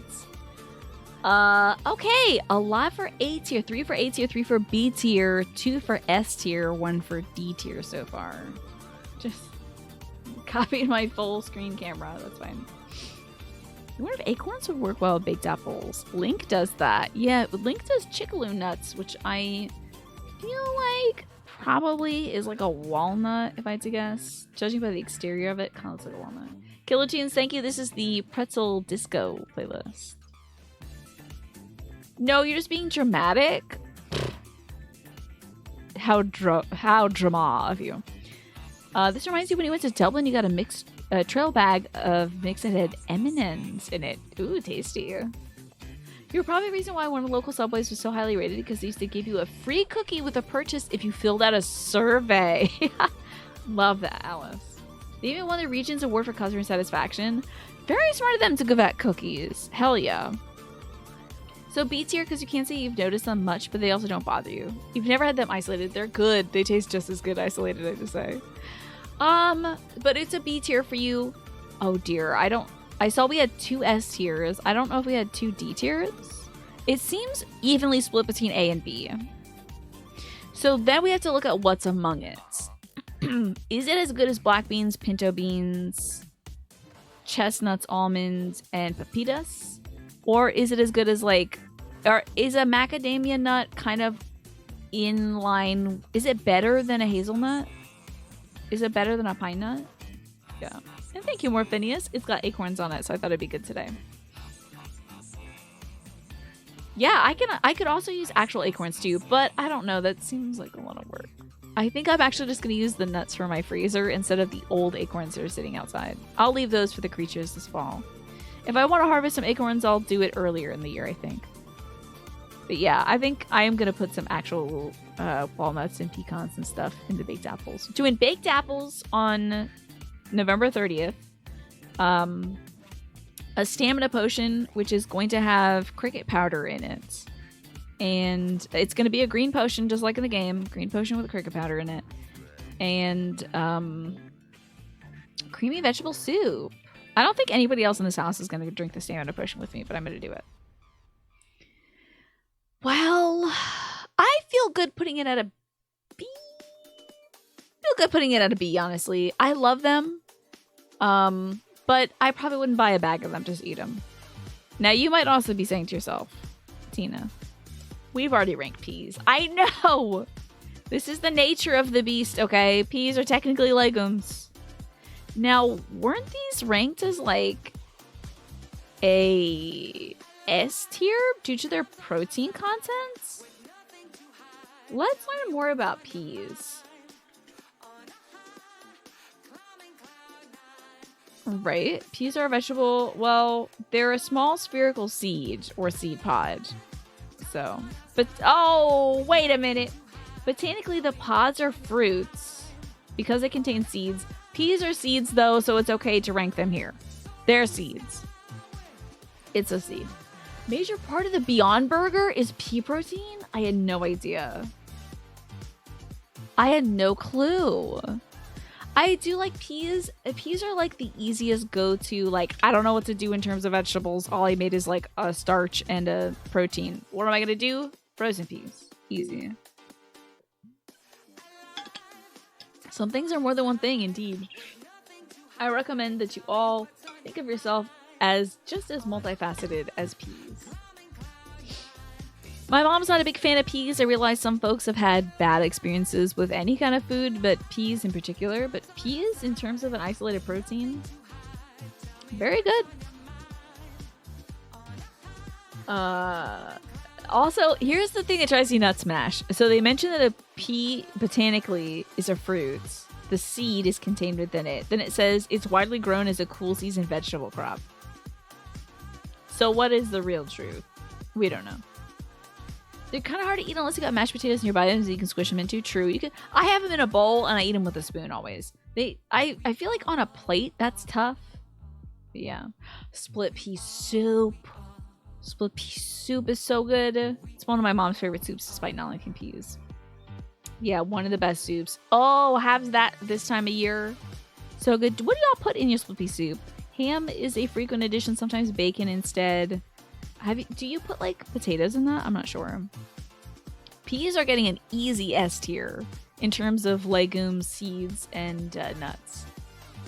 Yeah, on a plate you do gotta chase around. But doesn't that activate your instincts as a hunter? You're like hunting and gathering or something. Your peas. That's The Exorcist. Yeah, that scene might ruin pea soup for a lot of people. Probably the only soup you love better is potato leek soup, which, Alice, did you recommend that I make potato leek soup? Somebody was like, can you make potato leek soup? I'm sorry I'm not making that this time around, but maybe eventually I will. It's been so long you can't remember, since you've had any split pea soup that you can't remember it. Yeah. I think sometimes like chunks of carrots find their way in there. Finding a dry pea on the floor gives you a happy memory of eating a meal. You're like, oh yeah, I remember that. Also, dogs love chasing these little guys. Dogs love chasing peas. They go nuts for those little things. They'll fling them around like it's a dead spider. I love it. So, peas. An S tier legume, fruit, vegetable, nut, seed. You know, peas. The super veggie fruits. You might have mentioned it during the vegetable ranking stream. Yeah, maybe. Ducks go bananas for peas. You put some peas in a bowl of water and you give it to ducks and their brain is just out of control. Yeah. Alrighty, the Brazil nuts. This is what some folks were talking about earlier when they were like, What's that weird big nut in the mix of nuts that like floats to the top and nobody eats it? That's the Brazil nut. It is like slightly uncomfortably large, but there's something interesting factually about Brazil nuts. Why do Brazil nuts float to the top of the bowl? I think of Brazil nuts, blah, blah, blah, blah. So Brazil nuts have a lower density than water. Density is the measure of how much mass an object has in a given volume. The lower the density, the lighter the object. That's why objects with a lower density than water, like Brazil nuts, will float to the top. So the reason why they like always, even though they're huge, they always like go to the top of like a nut mix. Isn't that wild? You're abstaining because you haven't eaten them? Gotcha. Or as they call them in Brazil, nuts. Yeah, probably. Do you like Brazil nuts, Just a Game Hero? It's good to see you, Smee. Good to see you. It is a big nut. How was Beastmas? It was good, yeah. Oh, and this is true, Centauri. Television has taught us that frozen peas are used to treat black eyes, and also, what's it called when you get your tubies snipped and you have like a beepus? What's that? A vasectomy. Apparently, if you have a vasectomy, a bag of peas on the area helps with the pain and the swelling. Colloquially, I've heard this from everybody I know who has had a vasectomy. Yeah. B is for Brazil nut. You're not keen on them, but you appreciate it. I just like the audacity of being a big nut. That's cool. It's true, actually, yeah. Apparently. It's like, because, like, it's a frozen thing, and the little things in the bag are distributed pretty evenly, so it can cover a large area without icing too much. Bag of ice works wonders, too. Yeah, if you have a bag of ice, I guess. If you don't have an ice bag, a pea bag is fine, too. Not a bag of pea, though. Peas. This is the weirdest vote yet. Well, we know it's not S tier, but this is a four-way tie between A, which got 2 votes, B, which got 2 votes, C, which got 2 votes, and D, which surprisingly also got 2 votes.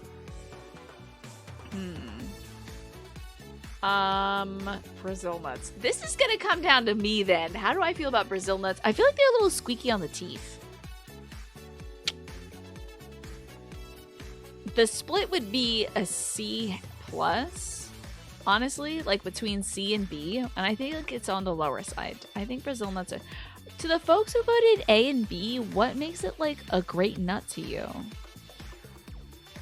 Apparently, you should only have around 2 Brazil nuts a day because of the selenium content. It's dangerous if you eat more than 3. I had no idea about that. After your friend had their 4 kids, he got snipped and he had to put peas on the down there zone. Okay. One time there was a motorcycle accident near your friend's place. The cops came around to get some frozen peas to transport some part of the poor guy that had to come off. That's wild. The selenium, yeah. Who would have thought? B is in the middle, so B is fair. Well, yeah, but it's squeaky. Fine. Okay, it's a B tier. Fine. B minus. I'll allow it. You know, I'm still gonna eat it if it's in a mixed nut bag. I'm still gonna eat it. If it's in like a little Planters thing, sure.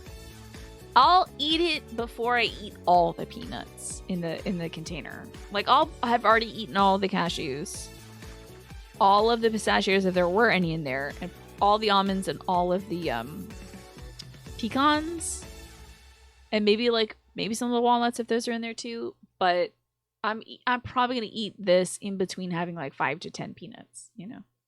Deku nuts are not on the list. Sorry about that. Brazil nuts have always reminded you of a certain House MD episode where it turns out the patient had poisoned themselves by eating too many Brazil nuts. Apparently that's a thing you can do. You get selenium poisoning from it. Who would have thought? Huh. Hi, Kmar. Good to see you as well. Being a vegetarian, you love nuts. And I bet you also love legumes and seeds, which is why we're celebrating this today. Yeah, I don't think you should try to eat a Deku nut. You're flashbanged by it. Alrighty, hold on.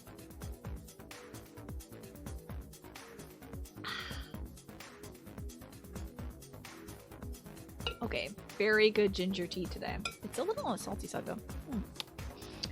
Time to talk about the soybean. I mean, there's no soy command, Tina. I don't know why I keep doing that first. Let's talk about soybeans, y'all. Also, if we have like a reasonable amount of time after doing this ranking, I might play some Luigi's Mansion, I guess. Why not? We might be able to beat that today. Legumes are so good for you. We should like them more. Is there a way to... Oh, I'm sorry. The ad break is running. Is there a way to, like, hide like, a legume in something? Is it a texture thing you don't like? Highly versatile, yeah. Edamame. Folks love edamame. I don't know if I... Here's the thing. I don't know if I've had soybeans in their, like, just bean form. You S tier the frick out of this one. Soy sauce. That alone is enough for an S tier for me. Soybeans get a solid D. It makes your tummy feel like crap. I truly understand that. It's totally valid to vote D tier because it hurts your tum-tum. Yeah. Soybeans? I mean, my brother loves tofu. I've tried it before. I have not found a preparation for tofu that I like yet. Is soy sauce made actually from soybeans? Yeah. It's like a fermented bean product. It's made from the fermented paste of soybeans, roasted grains, brine, and Aspergillus oryzae. Or Aspergillus sojae molds. So don't think too much about that. But like any product, any fermented product, there's gonna be some funkiness in there. You figured out Christmas dinner, you're gonna make lasagna with homemade pasta sauce. Sounds delicious. Scrambled tofu is really good if you have the right spices. Interesting. Mapo tofu. My brother loves mapo tofu. It is your face melting fave. Interesting. It looks like this is going to get an S tier. Its utility, its versatility. Eating the bean is very good apparently. I haven't had edamame beans, so I feel like they would probably change my life. Do you like them as like the snacking stuff? Folks who eat edamame beans, do you like them like as beans you prepare, or do you like them as snack food? You know, what do you feel about it? Okay, if you cook tofu with sauteed onion and garlic and salt, maybe add cheese or veggies and tomatoes. Interesting. Hello, the game G plays. You're having just a time to say that edamame beans are life. Do you eat them as like a bean? Because I've seen like wasabi edamame or wasabi peas. I wonder about that. Lurky, do you mind if I have some tea? Yes, well that was a factor that weighed into things, Michi. Yeah, apparently they're bad for the environment in the way that they consume so much water. However, I did also bring up that for cocoa pods, although it's a different aspect, like the fact that it is so difficult to source cocoa without getting it for places that are using literal slavery as their labor. That did not deter cocoa from being S tier for the community, so. But there are ways to source cocoa ethically. It's just harder to do. And I'm sure there's ways to source almonds ethically, but it's also probably way harder than just going to the downtown, you know, going to the bodega and grabbing some silk almond milk, you know. You love soy sauce, so do I, to be fair. So you get edamame frozen like peas, you boil them for a couple minutes, and you eat it as a snack or add it to stuff. Love that. And you think soybeans get an A tier, they lose points because soy milk is gross. For you, certainly, yeah. You know, I think I used to drink soy milk for a while because I was like, since I was lactose intolerant, I didn't want to like mess with it. I didn't want to mess with milk. And then I switched to just drinking regular milk and taking a dairy pill. And now I don't drink milk at all. Except for if I have like the occasional glass of hot chocolate. You know, so many uses for tofu. So you just love it in general. That's great, Alice. Yeah, I'm surprised. Does tofu take a lot of water for production? Or is it like kind of like a low environmental impact cultivated vegetable bean legume thing? Soy milk is pretty bad. There used to be a decent brand, but then they went out of business. So now all soy milk sucks. Really? I'm shocked. I used to drink that. Yeah, in high school I would drink lactated milk, but like I don't need to drink milk, personally. I'll be fine without it. You love edamame in their pods alongside a cold glass of beer. That is a popular way to consume it, Michi. Tofu is made from soybeans. I do know that, yeah.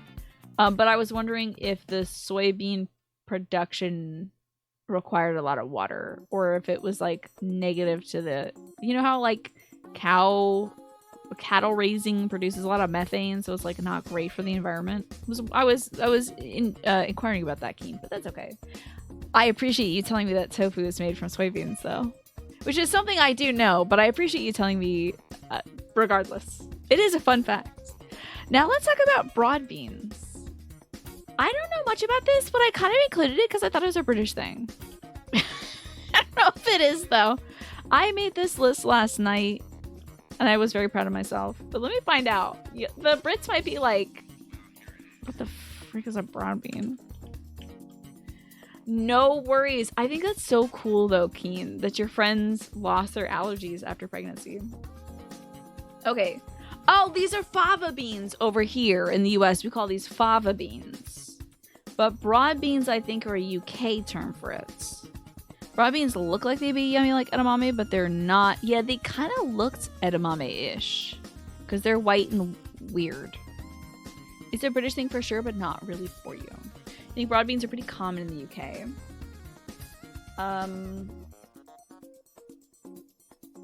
Let's see. There's a specific type of enzyme deficiency called favism, which is when you can't eat fava beans.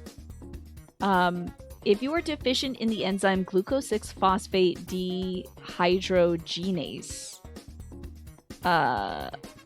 then you have like favism. It's characterized by anemia caused by the hemolysis of red blood cells. So you can't eat like fava beans.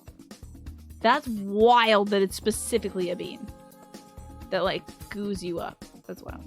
But anyway, sorry to those folks that have favism. That sucks. Sometimes these are called field beans, tick beans, or horse beans. Broad beans, fava beans, or faba beans. It's a species of vetch, which is a flowering plant in the legume family. Stop trying to make vetch happen. That is the Mean Girls reference for you. So it seems to be tied S tier and C tier right now. I've not had these myself, so this is more for you all. I don't know that I've had fava beans myself. Not really sure. Never knew what to call them, but used to eat the heck out of them. Okay. Interesting. Oh, a split between S and C. So that would be like a B plus minimum. Are broad beans... Okay, for broad bean haters, can I hear from you why it shouldn't be a B tier? For broad bean lovers, tell me why it's like closer to an A. Yes, that is the quote, is fava beans with a nice Chianti.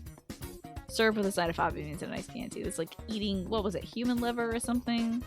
In Silence of the Lambs. Even I, a non-movie watcher, has heard that before. I'm sure that's referenced on this page. It's gotta be. There's a ton of like culinary uses across the world. It's eaten in Algeria, China, Colombia, Ecuador, Egypt. It is a common staple food in the Egyptian diet. In Ethiopia, England, it's apparently just boiled there. Finland. It is used to make a meat substitute called harcus. Fascinating. In India, it's eaten in the northeastern state of Manipur. In Iran, it is called bagali, and it's cultivated in the central and northern parts of Iran. Let's hear about this. You didn't see because you find them very boring flavor-wise. Okay, so that's very convincing. I know a movie. It tastes pretty mediocre when you hate it. You never wanted fava beans again after trying one. England just boiled. It's kind of true. Y'all even boil pudding. Not to like say that disrespectfully, but like I was very intrigued by learning about puddings. That it's like put in a bag and stuff. That's wild. And then boiled. Anyway, I'm not hearing like so much in terms of like great excuses for the fava. Can the fava lovers tell me? You're a boiling stuff hater. Gotcha. It's good in the Beyond Meat products. Yeah. I'm very curious about this because, like, despite it having a lot of uses elsewhere in the world, I'm not hearing like a lot of great arguments for it. I'm seeing that in Syria, broad beans are prepared in multiple ways for breakfast, lunch, or dinner. A dish called foulie is eaten on the side with rice, and the same recipe is prepared without meat as a vegan dish eaten on Lent by Christians in Syria. Fool is a Lebanese thing made from fava beans. Interesting. Oh, that's curious. Let me scroll down. I guess scroll up. I'll go back to L. Oh, they only had Luxembourg and they didn't talk about Lebanon? You used to get canned steamed puddings. You would pierce the can and stick it in a pot of boiling water. That's fascinating. You know what? I can't judge though because I've made dulce de leche from a can of milk. So you would have never voted, but you would vote S because of the bean. Okay, I'm gonna put it. Is it as good as? I guess it's as good as a lima bean. Fava beans are part of a very popular Portuguese dish, but it's mostly loved by the older generations around here. I bet it'll have its renaissance, though. Full medames. Interesting. So that is made, that is a Lebanese dish made with fava beans. I love that. You liked them as a kid. It was a weird textural thing. You know what? It's up to A tier. It's a bean. You know? It can't hurt you. It's going up to A. It's got, I mean, it's eaten all around the world. You know, they're called soramame in Japan. Sky beans. Sky beans. Sometimes it's consumed as a popular snack called ikarimame or anchor bean. So it's roasted or fried. There you go. Beans killed your family. I'm so sorry to hear that. What about nuts? Because we're going to talk about the walnut next. The walnut, formerly thought to be good for brain health because it kind of looked like a brain. I don't know if that's true, though. Are they actually good for brains? The nuts just looked on unflinching. Wow. The nuts allowed that to happen. I'm very disappointed in nuts for that. I will... You know what? I'm going to make it my life's mission mash to eat nuts for their behavior during those circumstances. Alrighty, so walnuts. Walnuts... I need some dietary stuff. Okay. They are a good source of copper, folic acid, phosphorus, vitamin B6, manganese, and vitamin E. It grows a special form of vitamin E called gamma tocopherol. Interesting. It has some melatonin. Oh, a sleepy nut. Huh. Walnuts feel a little too bitter. The skin is very bitter, certainly. You get that little skinny stuff on the outside. Beans kill the giant. Did the beans kill them? I think we're putting the onus on the bean instead of the man who had the axe and stuff. Walnuts can combat risk for factors for heart disease by lowering LDL, reducing inflammation, and improving blood vessel function, thus cutting the risk of plaque buildup to your arteries. We're gonna do pecan. Nope. Pecans are right over here. You can't eat many of them? Due to the bitterness, or are we talking as this Brazil nut situation? Banana walnut pancakes. I am putting walnuts in that banana bread as well. I'm putting some chopped up walnuts in some baked apples I'll be baking on the 30th on stream with you all from my kitchen at noon Eastern. Hope you'll join me for that. So we got 4 votes for S tier, 4 votes for B tier, 2 votes for C tier. A lot of S tier voters, a lot of B tier voters. You know, walnuts, if you don't like pine nuts, walnuts can stand in for pine nuts in a pesto. They're hard to find cheap for you. Interesting. I would say search for them after Christmas, Smee. In like where baked goods supplies are sold. Like the baking section. You might find them discounted. But you know what? These days, honestly, doesn't it feel like these days grocery stores are more likely to just throw out something instead of like list it for less? Like it feels like they're just like, okay, that season's done. We're throwing this away. It's ridiculous. So we're split between S and B. They are a lovely pop of bitter things. They are good in salads and in banana bread. Yet it adds an interesting like savory element. And I like that you're emphasizing the positivity of the bitter. I would at least put them at A. I know we're split between S and B. I'd at least put them at A. I just wonder, are there actually different brain alpha? Oh! Apparently, walnuts are a rich source of beneficial plant compounds. They can be an effective part of cancer prevention diets. They contain several bioactive components that may have anti-cancer properties, including phytosterols, gamma tocopherol, which I mentioned before, omega-3 fatty acids, ellagic acid and related compounds, and antioxidant polyphenols. Regular consumption of nuts has been linked to a lower risk of colon and prostate cancer. How about that? And also, eating walnuts may suppress cancer growth in breast, prostate, colon, and kidney tissue. But these clinical studies have not been done on humans. So.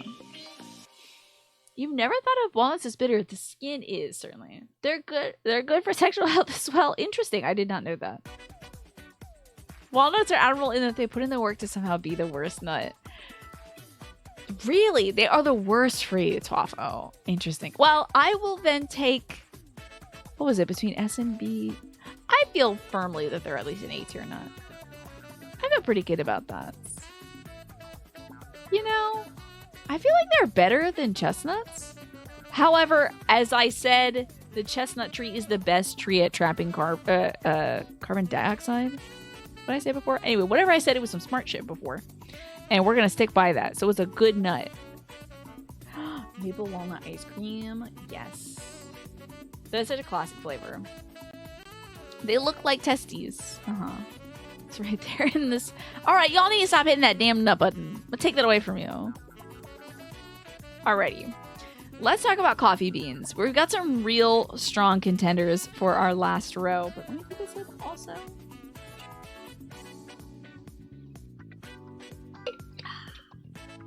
Alrighty. The coffee bean. Let me just look this up and make sure it's not actually like, this is actually a meat, you know? Coffee bean Wikipedia. Okay, it's a fruit. Technically. It's referred to the coffee cherry, and like a cherry is a stone fruit. Even though coffee beans are not technically beans, they're still referred to as such because their resemblance to actual beans. This is a fruit? God dang it! What? I thought it was at least a seed. Like, it's a seed though, right? Like the Brazil nut, which is a seed. Can I just say, like, go to heck, actually?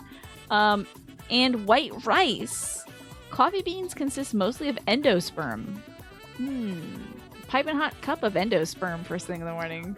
That's what y'all coffee drinkers are drinking. Slugging it down. You would like to thank coffee for your life, although it's like not actually a bean. It's not a bean and it's not a seed. It is a fruit, but we found out that all nuts are fruits, technically. Apparently, y'all. I don't know. That's how you get cat poop coffee. The cats eat the berries and they poop out the beans. Apparently, yeah. Well, we'll just vote for it here because I am not going to do that, Haxon. I'm not going to redo the fruit poll. Hell no. No. Thank you. Too much caffeine for your safety. Super low caffeine tolerance there. Yeah, I don't drink coffee. I don't really need coffee. You go to S tier anyway because a lot of people love that stuff. And lots of people can't be wrong. True.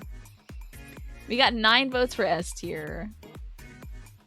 Anything edible poll, it would never end.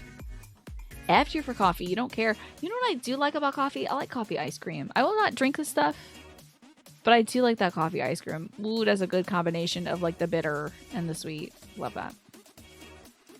Grand unified poll that consumes the rest of my streaming career. Yeah, I don't know if I'll be doing that. You don't really like coffee, but you like coffee flavored things, right? Yeah, coffee is very, very good as a stimulant. An S tier battle royale would be interesting. Alright, I think it's unavoidable. The coffee bean, which is not a bean and not a seed and also not a nut, is now one of the best. Oh boy.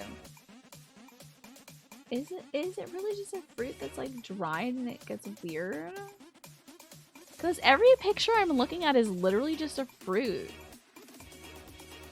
It just the bean part come out of it? I don't know how this works. I'm gonna have to watch a YouTube video about this. 45-minute freaking YouTube video about it. You just like the taste, you just like the smell, you just like everything about coffee.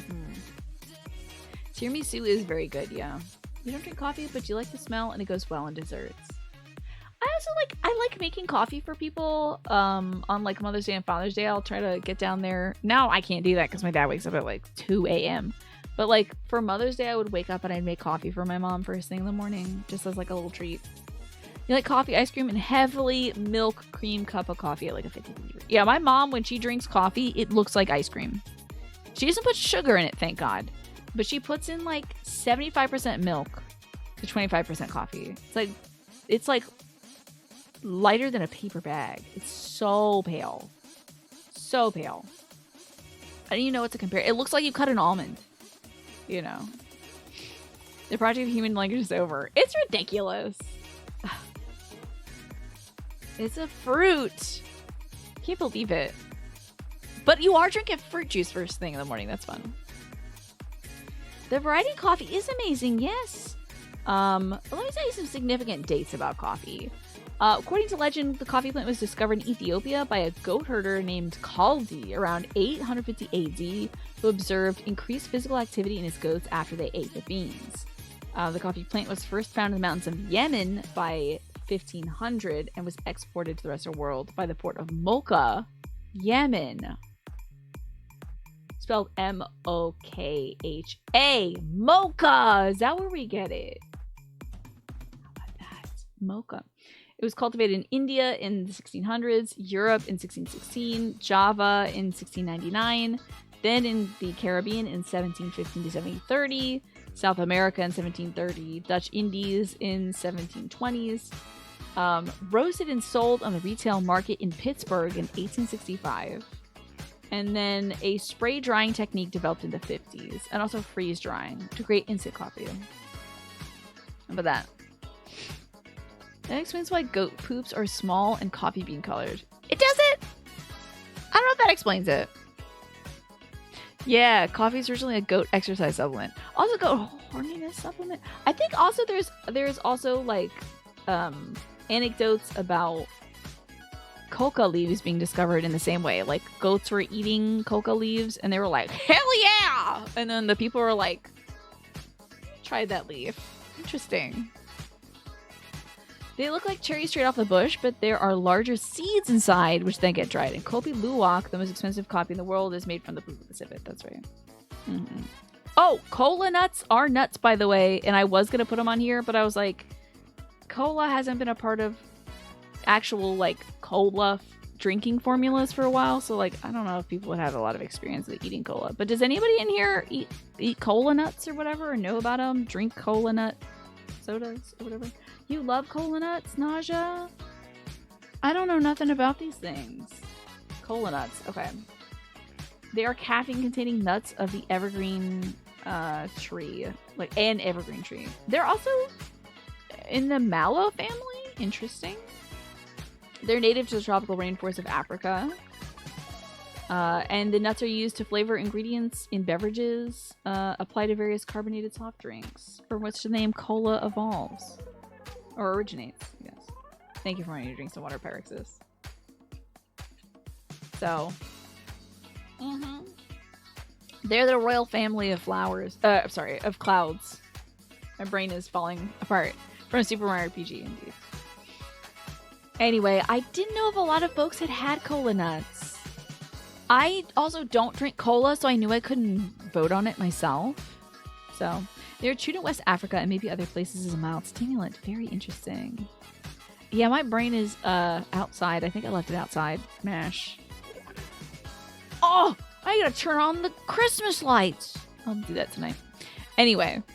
No, I haven't started Super RPG, but I think I might after we beat Luigi's Mansion. Let us get to the chickpea.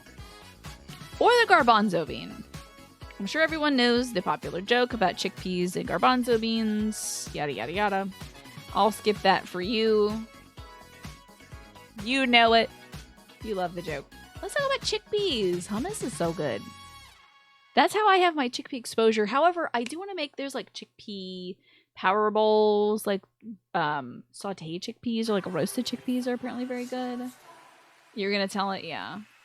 You don't tell you the joke. Pyrexis will tell you. Pyrexis, you have clearance to tell the chickpea joke. You have to try cola nuts for health benefits too, but no opinion yet. The bitter flavor may make it not worth it. Yeah. Roasted chickpeas, yes.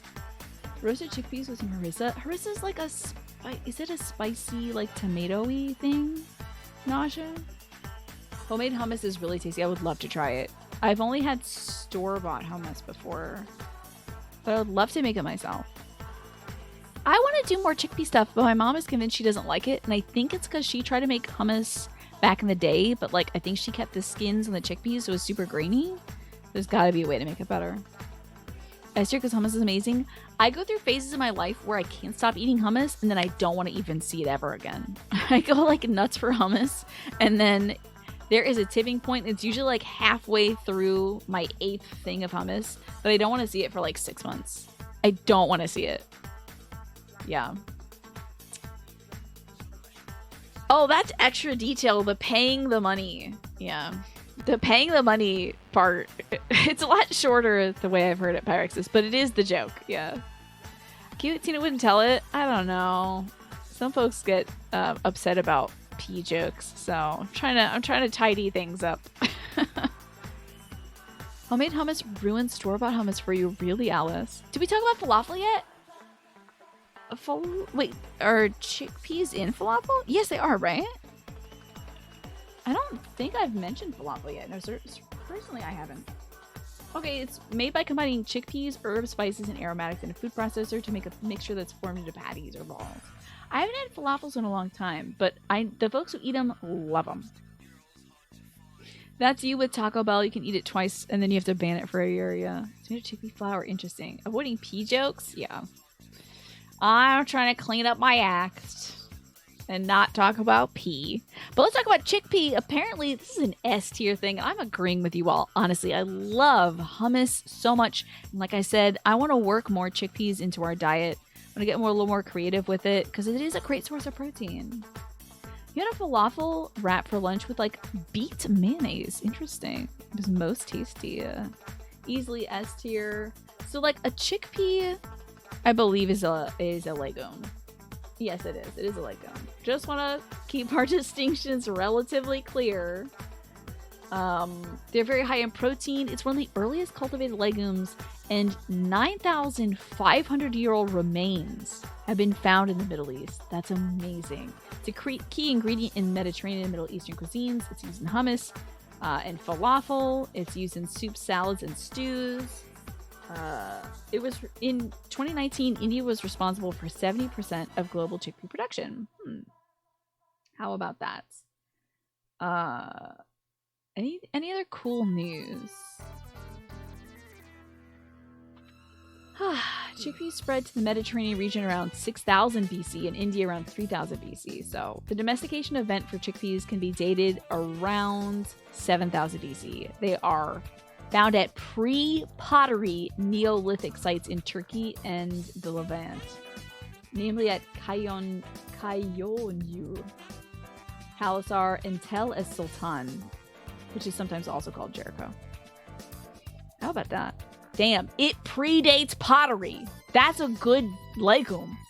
That's a very good legume. Oh, baba ganoush? Is that another chickpea thing? I just love saying baba ganoush.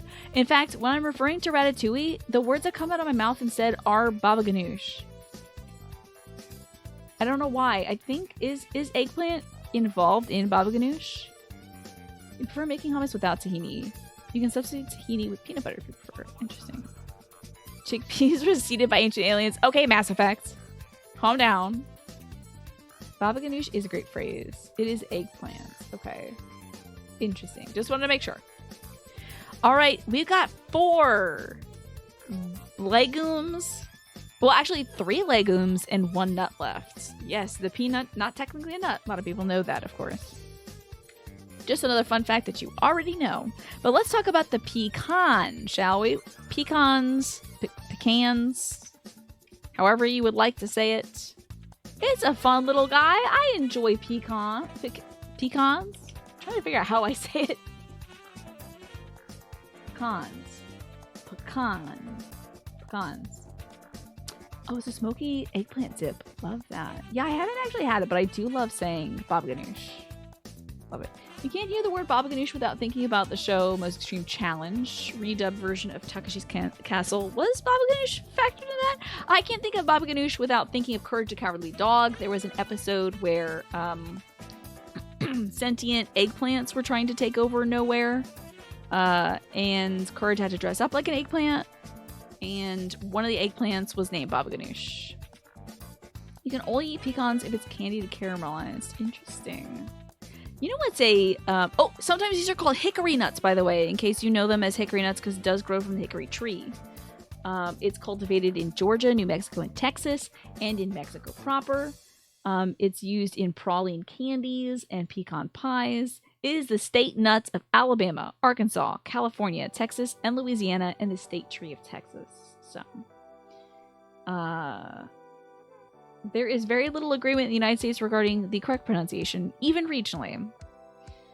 Pecan derives from an Algonquin word variously referring to pecans, walnuts, and hickory nuts. Interesting. How about that? Telling you pecan facts. There's pecan pie. I'm sure a lot of folks had pecan pie yesterday. MXE worked baba ganoush somewhere into pretty much every episode. Usually as a contestant's last name. Interesting. You're learning you're not really a nut person. Interesting. Maybe you might become one though. A lot of nutty states. Yeah, a lot of states are nuts for this particular nut. But we are very strongly split between S rank and D rank. Can I hear from the D rank folks? Why don't we like pecans? Usually a 5 would be strong enough to beat everything, but what's going on with the pecan hatred? I mean, butter pecan ice cream? You really can't sway me to the negative side of this, just so you know. I love pecans so much. Butter pecan ice cream is such an old person ice cream that I love so much. Pecan wood is used in making furniture, wood flooring, and also flavoring for smoking wheat. Hickory smoked whatever. If you like hickory smoked something, sorry, you actually like pecans. Okay. Fruity taste. Butter pecan. Pecan sandies. Don't you love it? I love a pecan sandy. They're good.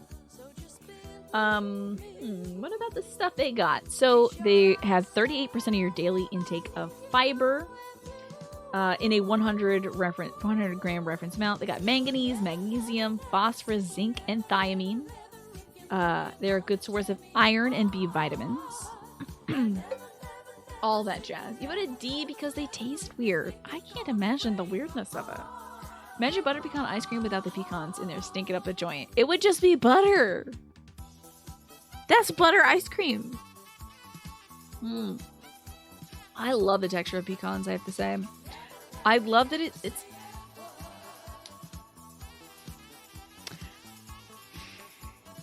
trying to find a way to say this that's not super weird. No, I think every way I'm going to say it is super weird, so we'll just forget that. But it's fun. It's like got like ridges and lobes and stuff, and I think that's cool.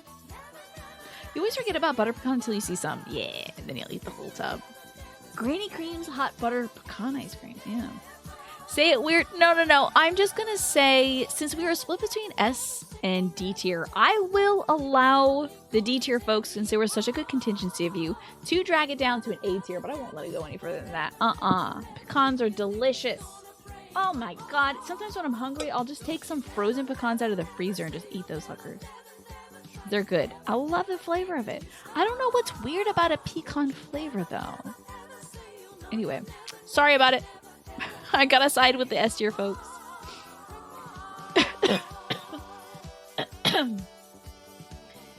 Can't we all just get along right if you're a plumber? You had a huge bag of raw pecans in your house. The smell was so strong. Oh my gosh. You gotta... Now, I have to tell you, if you have any problems with your nuts going rancid, I recommend freezing them. We freeze pretty much every nut we get for storage. Because if you just kind of leave them out... Although I am an advocate of leaving your nuts on your desk. That's a smart idea. If you think you're going to go through them quickly, if you're a nut fan, keep the nuts right there on the desk, but keep the container small. The rest of them, I would recommend storing in the freezer. Because the oils in them will go rancid. So they'll get off. You know, they don't go stale, but they get off. Keep your nuts under your desk. That's dangerous. You could trip over them. We're done talking about nuts. It's time to get back to legumes, to the beans. If your nuts go rancid, you should see a doctor. True. Do not Google nut fan. I don't think that would help with the storage of these nuts. I don't think a fan would help. All right, beans, y'all. Lentils. Ugh. Lentils are not beans. They are truly legumes. I should clarify. But lentils, get into this. Used in a wide variety of cuisines. I'll tell you about lentils. We get the word lens, I believe, from lentils, by the way. It's like the same subroot. It is an edible legume. It's an annual plant known for its lens-shaped seeds. The largest producers of lentils are Canada and India, producing 29%. Canada is the global leader of lentil production. Okay, Canadians. Yeah, there you go, Keen. Nice job. Lentils can be used to bulk out any meal. Exactly. Lentils are a staple on the Indian subcontinent. Split lentils, often known as dal, are cooked into a thick curry that's eaten with rice or roti. Lentils are commonly used in soups and stews. The first use of the word lens to designate a specific genus was found in the 17th century. Okay, the word lens for lentil is of classical Roman or Latin origin, probably from a prominent Roman family named Lentulus, just as the family name Cicero was derived from the chickpea, Cicer arietinum, and Fabia, as in Quintus Fabius Maximus, for the fava bean. You mean all these Romans were running around with bean names? That's way better than Chicken John, who lives across the river from me. Lentils are S tier for taste alone, but your GI tract hates you when you eat them. Vegan lentil burgers are so good. You used to struggle to not eat all the raw batter of your lentil burgers. Just standing there eating that impossible burger before you can cook it. Chicken lentil soup. That sounds really good, Nasha. You burned out really hard on dals you can't eat anymore. Hopefully you can still appreciate other preparations of lentils. The Bean Empire. Yeah. So we have 6 votes for S tier for lentils. 1 vote for A, 1 for C, and 1 for D. I'm guessing D tier maybe for Alice, who has the tummy aches from them. Dumping a quarter cup of red lentils into a bowl of soup apparently just like changes the world. There's a billion types of lentils, by the way. There's red lentils, small green brown lentils, medium green brown, and large green brown. Also, beluga lentils are black and bead-like. There's big yellow Mexican lentils, small dark speckled blue-green lentils from France, which of course have a French protected designation of origin name. And there is 3 genotypes of lentils native to the Swabian Jura Alps in Germany, protected by the Producers Association, Eco Producer Association Alblesia. There you go. Saskatchewan is the most productive growing region in Canada of lentils. Have another bowl of soup with some lentils. Why not? S was your vote? Well, lentils are S tier. I gotta say, I don't eat them as much as I should, though. I've only eaten them when I've made lentil recipes at home. I think I made like dal palak or something, which is like a spinach dal, like spinach lentils or something. I ate a bunch of it, but I couldn't eat all of it. I could not eat all of it myself, and my family was not as like culinarily explorative at that point, so I had to freeze a lot of it and just eat frozen dal forever. But it was very high in protein, very tasty. Love the flavors. Yeah. That's lentils for you. I'm thinking I might take the extra time. Let's do... I'm not going to feed my dog right away, but I hope this won't go over Let's see if we can do kidney beans and peanuts before I have to go feed my dog. Let's talk about Well, you know what? No. I won't. I'm not going to cheap out on kidney beans and peanuts because these are important. Kidney beans are important. What I'll do instead is take an early break and go feed my dog. Because I'm not going to feed her beans, though. I think I'm going to feed her dog food. I'm going to respect the beans. I'm going to give these beans and lentils and legumes and seeds their time, and also apparently fruit for the coffee bean. I'm going to give them their time. So let me take a little break here. When I come back, we will finish up this discussion and then play some Luigi's Mansion. I do think before we move on to Luigi's Mansion, we should truly rank everything, not just like alphabetically, but like all move around the S tier stuff. So it reflects like my feelings and stuff. So I'll see you all soon. Okay. It's time to rank the last of the legumes. Now that I've had my break and had some delicious almond butter, which to me is the edible version of a nut butter. I cannot have peanut butter, unfortunately. It, for some reason, destroys my tummy. No worries, Alice. It's all good.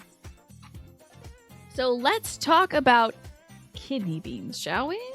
I can't imagine chili without kidney beans. I really can't. Oh, I've heard the song at least 3 times now. Not today, but just in general. Wow, I gotta find a new playlist, I guess, again already.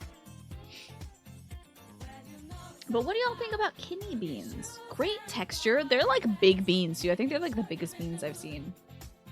They enable chili to exist. Exactly. I'm gonna try making turkey chili for my dad. Because he is off red meat now. For like health reasons. So I wonder if turkey chili would be just as good, especially if you put in a bunch of kidney beans. Chili is amazing. It's a delicious stew. It is a stewed beef. Red beans on rice, classic. Very classic red beans. Let's learn a little bit more about kidney beans. Are they good for your kidneys, I wonder? Oh, they're just named for the resemblance to a kidney. So there's red kidney beans, light speckled kidney beans, red speckled kidney beans, and white kidney beans, which are also known as cannellini beans. They are 67% water, 23% carbs, 9% protein, and contain a negligible amount of fat. They are a great source of food energy and a rich source of protein, folate, iron, and phosphorus with moderate amounts of thiamine, copper, magnesium, and zinc. They're commonly used in chili con carne, and they're also used in the cuisine of India, where the beans are known as rajma. Red kidney beans are also used in southern Louisiana for a classic Monday Creole dish of red beans and rice. There you go. The smaller, darker beans are also used, particularly in Louisiana families with Caribbean heritage. In Jamaica, they are referred to as red peas. Interesting. Huh. Red beans contain a relatively high amount of phytohemagglutinin and are thus more toxic than most other bean varieties if they are not pre-soaked and subsequently heated to the boiling point for at least 10 minutes. I did not know that. The FDA recommends that you boil them for 30 minutes to ensure that they reach a sufficient temperature long enough to completely destroy the toxin. Even cooking at a lower temperature of 80 degrees Celsius or 176 Fahrenheit in a slow cooker is insufficient to denature the toxin and has been reported to cause food poisoning. Wow! But if you're eating them straight from the can, they are safe to eat because they're cooked prior to shipping. Supposedly good for kidney health, so that is a happy coincidence, yeah. Everything is referred to as peas in Jamaica. Interesting. I wonder why. It looks like they are an S tier bean. I agree, honestly. I still feel like black beans deserve to be up in S tier, but that's okay. This is the community ranking. I will allow it. Yeah, they're like red beans. They are beans that are red. A lot of people decide to make super spicy chili. This is true. My dad is more of a fan of chili that is like basically just tomato, beef, and beans. And maybe some like cumin in there or something. I like a little bit spicier chili, but I'm not here for the fiery experience, you know. I'm basically eating a tomato beef soup, practically, when we make chili around here. All right, last legume. Probably the king of legumes. The peanuts. Not a pea, not a nut, really, when you think about it. It is a legume, but it's a darn good one. Also, like, the peanut butter products that we know and love. Peanut butter itself is great. I used to eat a spoonful of peanut butter every night, and I think that's how I developed kind of an intolerance to it, because I ate it too much. But I sure do love the thing. I can't eat straight up peanut butter, but I can eat straight up peanuts. I can have, like, peanut butter that has been highly doctored with other substances, largely sugar. So, like, peanut butter cups, you know, chocolate and peanut butter. Reese's Puffs, whatever. But for some reason, actual peanut butter kills me. Automatic S tier. Peanut butter is so good. Also, homemade natural peanut butter is very good. Folks also eat boiled peanuts, shelled peanuts. When they boil peanuts, at least in Georgia, I know they boil it with the shell on. I think you're supposed to eat that. Eat the shell with it. Can we get some folks from Georgia to weigh in on this? Yes, you learned this year that boiled peanuts are a thing. You wonder what they taste like. I think it's like there's a little bit of paperiness to it, but you can apparently eat the shell. The shell becomes edible at that point. Interesting. You had a friend who ate only peanut butter. You lived with him and his food cupboard was like 20 jars of peanut butter. Interesting. You know, some folks, they find a food that they feel safe with and they're like, then that's all. That's it that I need. You know how to make chocolate peanut butter fudge from scratch. That's amazing. That sounds great, Alice. He also put ketchup on pizza. Okay, so he was also eating pizza. It sounds like he was a man of interesting tastes. Otherwise, he just wouldn't eat it. My brother used to eat ketchup on pizza. Now he can eat just regular pizza or he'll put ranch on it. Ranch is like now his new ketchup. I don't know if he puts ketchup on anything these days. All right, I'm seeing some votes. There's no B, C, or D tier. I have to say, as a mixed nut component, peanuts are like the worst part of it. They're boring. I don't know. I'd rather they not even be there, but I will eat them. Let me hear why from the A tier folks that is not S tier for you. Why? If you'd care to share.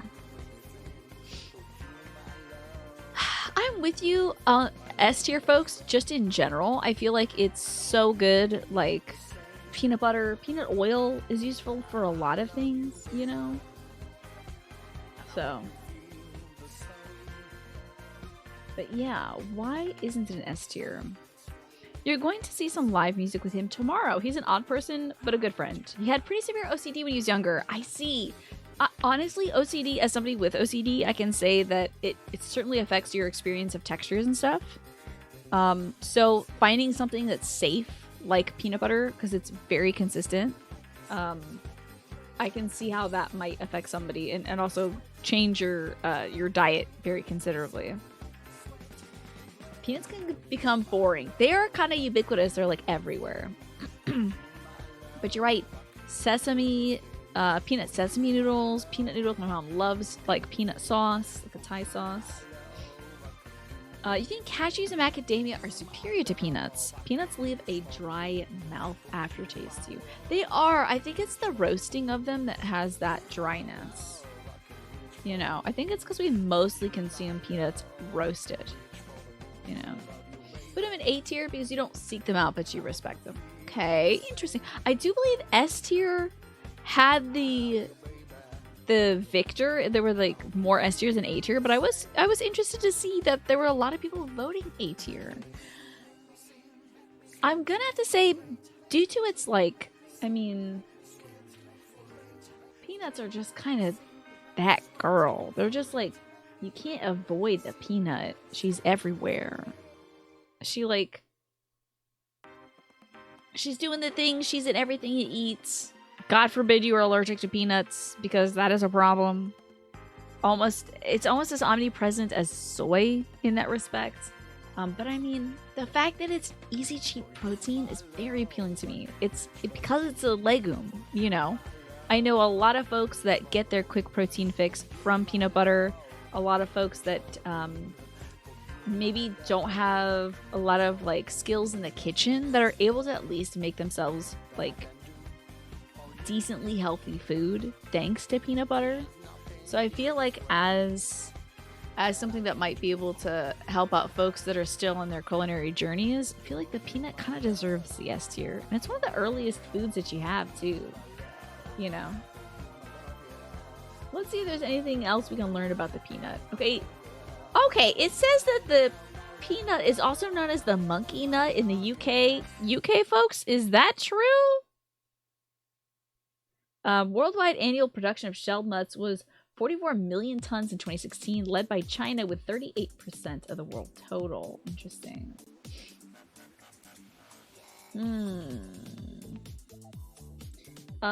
Peanuts harbor symbiotic nitrogen-fixing bacteria in root nodules. The capacity to fix nitrogen means peanuts require less nitrogen-containing fertilizer and improve soil fertility, making them great for crop rotations. Thus, George Washington Carver suggested them for like folks who were growing stuff in soil that was previously used for cotton, which can be very nutrient stripping, basically.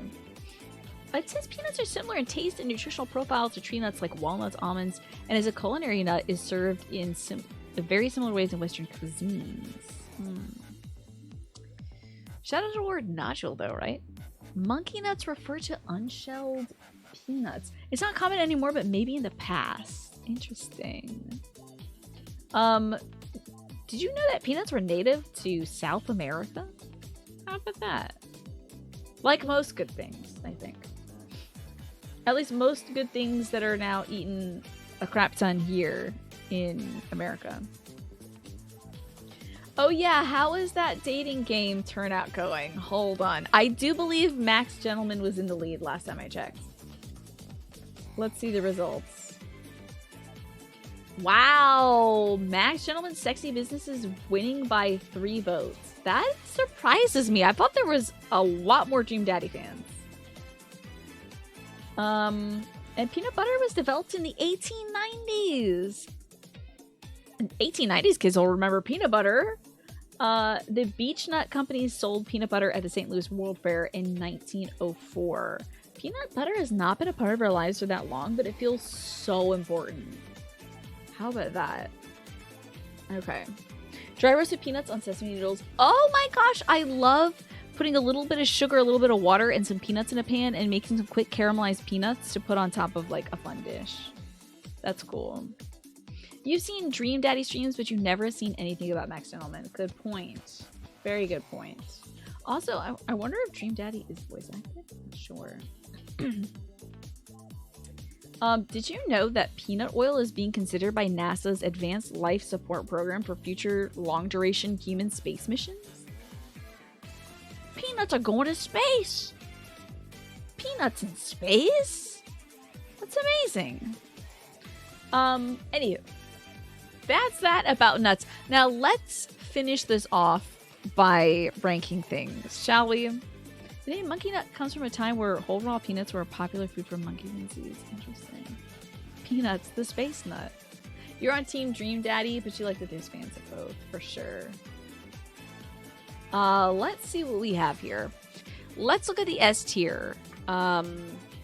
I'm gonna say that due to the votes, I think coffee beans, personally to me, I don't care too much about coffee beans, but I think coffee beans got the most votes or anything out of any of these. Soybeans are very strong as well. Lentils had a very strong showing. Chickpeas also. A peanut, I think, pretty solid. I'm gonna have to say, like, I'm gonna move pistachio up a bit more because I prefer them. If I'm gonna eat a snack, I'm gonna eat a pistachio. So as like the number one snacking nut to me is gonna be the pistachio. What about peanuts in space and people with nut allergies? Well, it's gonna be used as a fuel, Hexen. So unless they're ingesting rocket fuel, I hope that they won't have a nut allergy. Because also, if they're outside and they're like, oh no, the smell of these peanuts is a problem to me, they're dead. because they're smelling outside space where there is nothing to smell. I think they'll probably be okay in space. I would imagine that NASA's going to be very good about containing the fuel. So I also haven't heard anything about astronauts dying from just regular rocket fuel. So I hope they wouldn't die from peanut exposure. You've seen Bronze Girl play Max Gentle Dudes? That's awesome. I had no idea. Peanut oil really does good in cooking too. I have heard that like peanut oil is great for frying stuff. You know. Refined peanut oil does not cause allergic reactions in most people with peanut allergies. Interesting. Yes, as a fuel, Haxton, yes. Not as like a food thing for them, but as a fuel. Yeah, that would be tough though if you were an astronaut and they were like, sorry, all we have is peanut oil. Also, that would just make you poop oil. That would be terrible. Where do we... I guess this is more personal opinion. I would put the cashew... Put the cashew right next to peanuts. Sunflower seeds go at the bottom for me, I must say. Peas are great. Are peas... For me, I think chickpeas... Well, I'm going to retain... Hold on. I should retain some semblance of the community votes.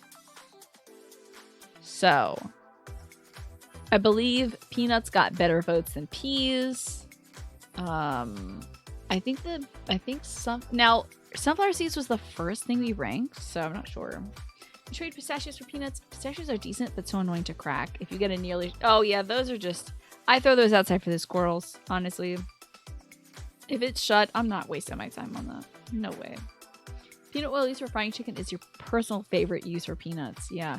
My mom isn't a big fan of peanut oil. I think there's something about it. I don't know. I think she's worried about some like saturated fats or whatever. I don't know.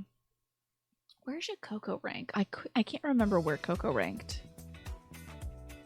Also, I think I strong-armed chestnuts in here, so too bad. It's very good for the environment. I don't care. You always get the pistachios unshelled. I sometimes get them shelled and then I sometimes get them unshelled. Because I like the activity of shelling them. That's fun. Where are we going to put these? The almond is kind of king, except for... This is so funny that the chestnut, which is one of the ecologically best trees to grow, is next to the almond, which is like draining our water resources. Let's put the beans up in front. Let's do that. You know the beans are going to be good to the soil. They're gonna be good. And then like, you know what? Chestnut? Chestnut, come on up here. Chestnut, I think we got room for you in S tier. I may not eat you, but I think you're great for the environment. And also, it's just pesto. So sorry about it, everybody. I'm moving things around a little bit. Plant some more chestnuts. Get some chestnuts in your neighborhood. They're great for the world. Trapping carbon dioxide and all that. Yeah. Free food. That's what I'm all about. Speaking of free food, I feel like pumpkin seeds... Now, we had some very contentious views about almonds. So almonds, I think, have to be at the bottom of A. Also, very low views on pretty much all of these nuts. So the beans got to be up front, then the pumpkin seeds, and then the rest of the nuts. Coconuts, I think, is a very strong B tier. Lima beans, pine nuts. I'm going to put macadamia nut at the top of the B rank. And then hazelnut's going to move up. Then coconut. And then acorn's still a C for cool nuts. So I think this is a fair... Aside from me strong-arming... Oh, hold on. Let me move myself around. Give me one sec. There you go. Okay. Aside from me strong-arming chestnuts into the S rank because they're ecologically a great nuts. Good for... supplying humans with food, animals with food, and also trapping dangerous substances. So there's that. Bitter almonds can be dangerous, like killing dangerous. Maybe you've had macadamia nut and things, but you have no idea what they look like. It's a little white ball. Isn't that fun? I'm very big, aren't I? Yeah. This is our nut ranking stream with only, I think, with as light of a touch as I've ever done for ranking stuff. As light of a touch. I think I've been very restrained here in my decisions. So I would like to applaud myself for doing that and for being very good. But congratulations to you all. I feel like we've had a great discussion about nuts and stuff. Yeah. I feel good about this. And I'm just so glad to see beans getting some attention for once. We don't really talk about or think about beans enough, in my opinion. But they're unsung heroes. Really consider adding more beans to your diet if you can. Especially if you're working on like meatless meals, like a meatless day. If you're trying to do that, that's great for your health, great for the environment as well. And good for your budget too. Beans are great, cheap sources of protein, as are nuts and things like that, unless you get an expensive nut. But lentils, legumes, all that stuff, they're a workhorse, yeah, for sure. But I think they're a great addition. So look into making some lentil dishes, look into making some bean dishes. Maybe next time you make chili, skip the ground beef, make it a bean chili. I think that could be fun. You remember hearing that almonds used for eating are only one gene mutation from becoming wild almonds, which are deadly to humans. So there's a rigorous focus on testing them before sending them out so they don't kill people. Bitter almonds contain trace amounts of cyanide. Eating like 30 can lead to adverse effects. Whoa. I wonder if that's why the serving size is always like 6 almonds or something. The serving size of almonds is so small. That's scary though. Almonds are like so close to mutating to kill people. That's wild. Maybe almond deserves to be on the lower side of things. My opinion of almonds is really dropping now. Cyanide from wild almonds. Who would have thought? Huh. I mean, I've heard about like almonds containing trace amounts of cyanide anyway. Or wait, am I thinking of apple seeds? Maybe I'm thinking of apple seeds. That might be it. I know that like, don't almonds smell like cyanide anyway? No ones do contain it. Okay.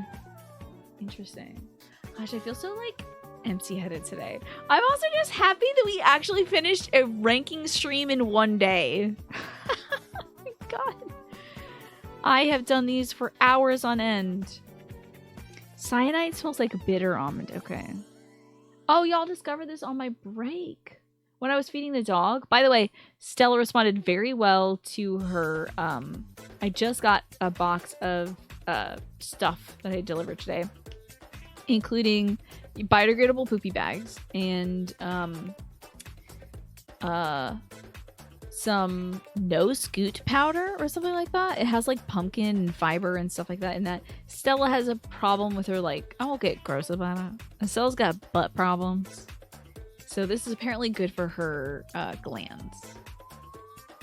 I'm sure Agatha Christie mentions the smell of almonds several times indeed. It contains cyanide, and cyanide smells like almonds because the almond smell is from cyanide. Interesting. And The Happening is about a sudden ecological disaster. Interesting. This is a movie, I'd imagine, to be fair. You heard someone with family owning an almond orchard having to throw out a year's worth of production because of that mutation. Oh, man. Wait, broccoli also has cyanide? Somebody's got to tell the gym folks out there. Can we be... you all have been very restrained about the nut button, so I'll allow you to keep it. Cyanide is what makes bitter almonds taste bitter. Who would have thunk? Thank you for letting me know, Tienta. I've never had an almond that tasted bitter in my life. They always taste like sweet, like baked goods, so... Yes, you all can keep the nut button. Only one part of their orchard mutated, but the risk of it spreading, they had to get rid of all the almonds. It's terrible. Alrighty, y'all.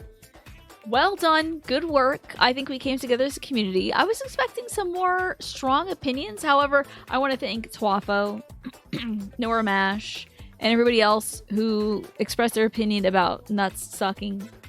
You know, I appreciate you all weighing in and helping drag down the... I was really hoping we get at least one D rank tonight. Because with all of our community stuff, I think we're just like... Most of us are like, yeah, whatever, it's good. So we got very close with the acorn, which not a lot of people eat. So, in fact, I had just put it there. So. The Happening is an M. Night Shyamalan movie, so there's a lot of twist endings. Cool. Bitter almonds are extremely difficult to get in the US. In the EU, you put it in marzipan. I love marzipan. It was something I was going to mention actually when we talked about almonds. Is like, this is the time of year for marzipan. Huh. Acorns are dope. Yeah. And they're good metaphors too. You know, like the acorn doesn't fall far from the tree. And also, you know, growing from an acorn to like a big oak tree is fun as an idea. Marzipan is very good. I've seen Stollen with marzipan in it. I prefer the Stollen that doesn't have marzipan in it though. I feel like marzipan has its place, but I don't want it in a bread.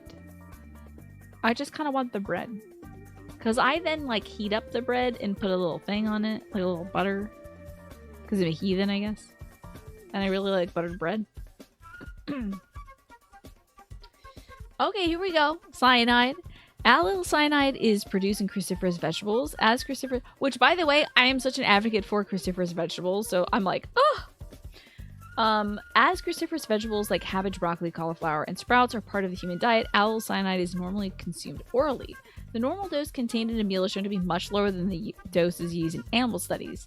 The daily level at which behavioral effects are demonstrated is 500 body weight, whereas the daily human consumption amounts to 0.112 kilograms. Interesting. So you'd have to eat a hell of a lot. Like, you'd have to die by broccoli before the allyl cyanide gets you. Stollen is lovely. You put almond paste inside bread during the holidays. Yeah, so I've heard. I've seen it with the Stollen sometimes, but I really just prefer Stollen. That's like, Stollen is a, if you don't know what it is, it's like fruit cake, but it's not wet. It's not sticky. There's no booze. So I shouldn't say it's like fruit cake. It's just basically a dryish kind of bread that's got nuts and maybe, no nuts. Preserved fruits and some powdered sugar on top. It's great. Anyway, that is micrograms. Okay. Yeah, you would probably, you'd die from overeating before the cyanide got to you. Just like banana potassium poisoning. Yeah, you'd have to basically take yourself. You know. In the Netherlands, you call it stol. Interesting. When it doesn't have the stuff in it, or when it does, like the marzipan. My brother was asking me when I went downstairs to get some water around 6. He was like, "Have you ever ranked video games?" And I'm like, I can't do any more ranking. But he was like, "But if you had to make a top 5, what would it be?"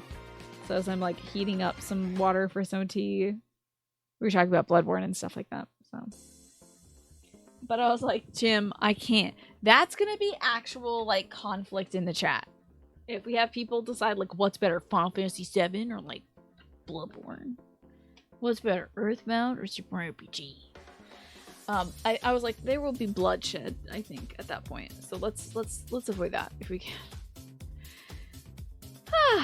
But congratulations to you all. I hope you enjoyed that. Oh, hey. Would you look at that? It's only the other bajillion things that, let me print screen this. I'm gonna open up a little paint document and then save it. Oh boy, I don't like how I don't know what the shortcut commands are for like zooming stuff in and out. But this is my ranking thing. Oh. Okay. If you all wanted to rank this, by the way, I can link it to you if you'd like.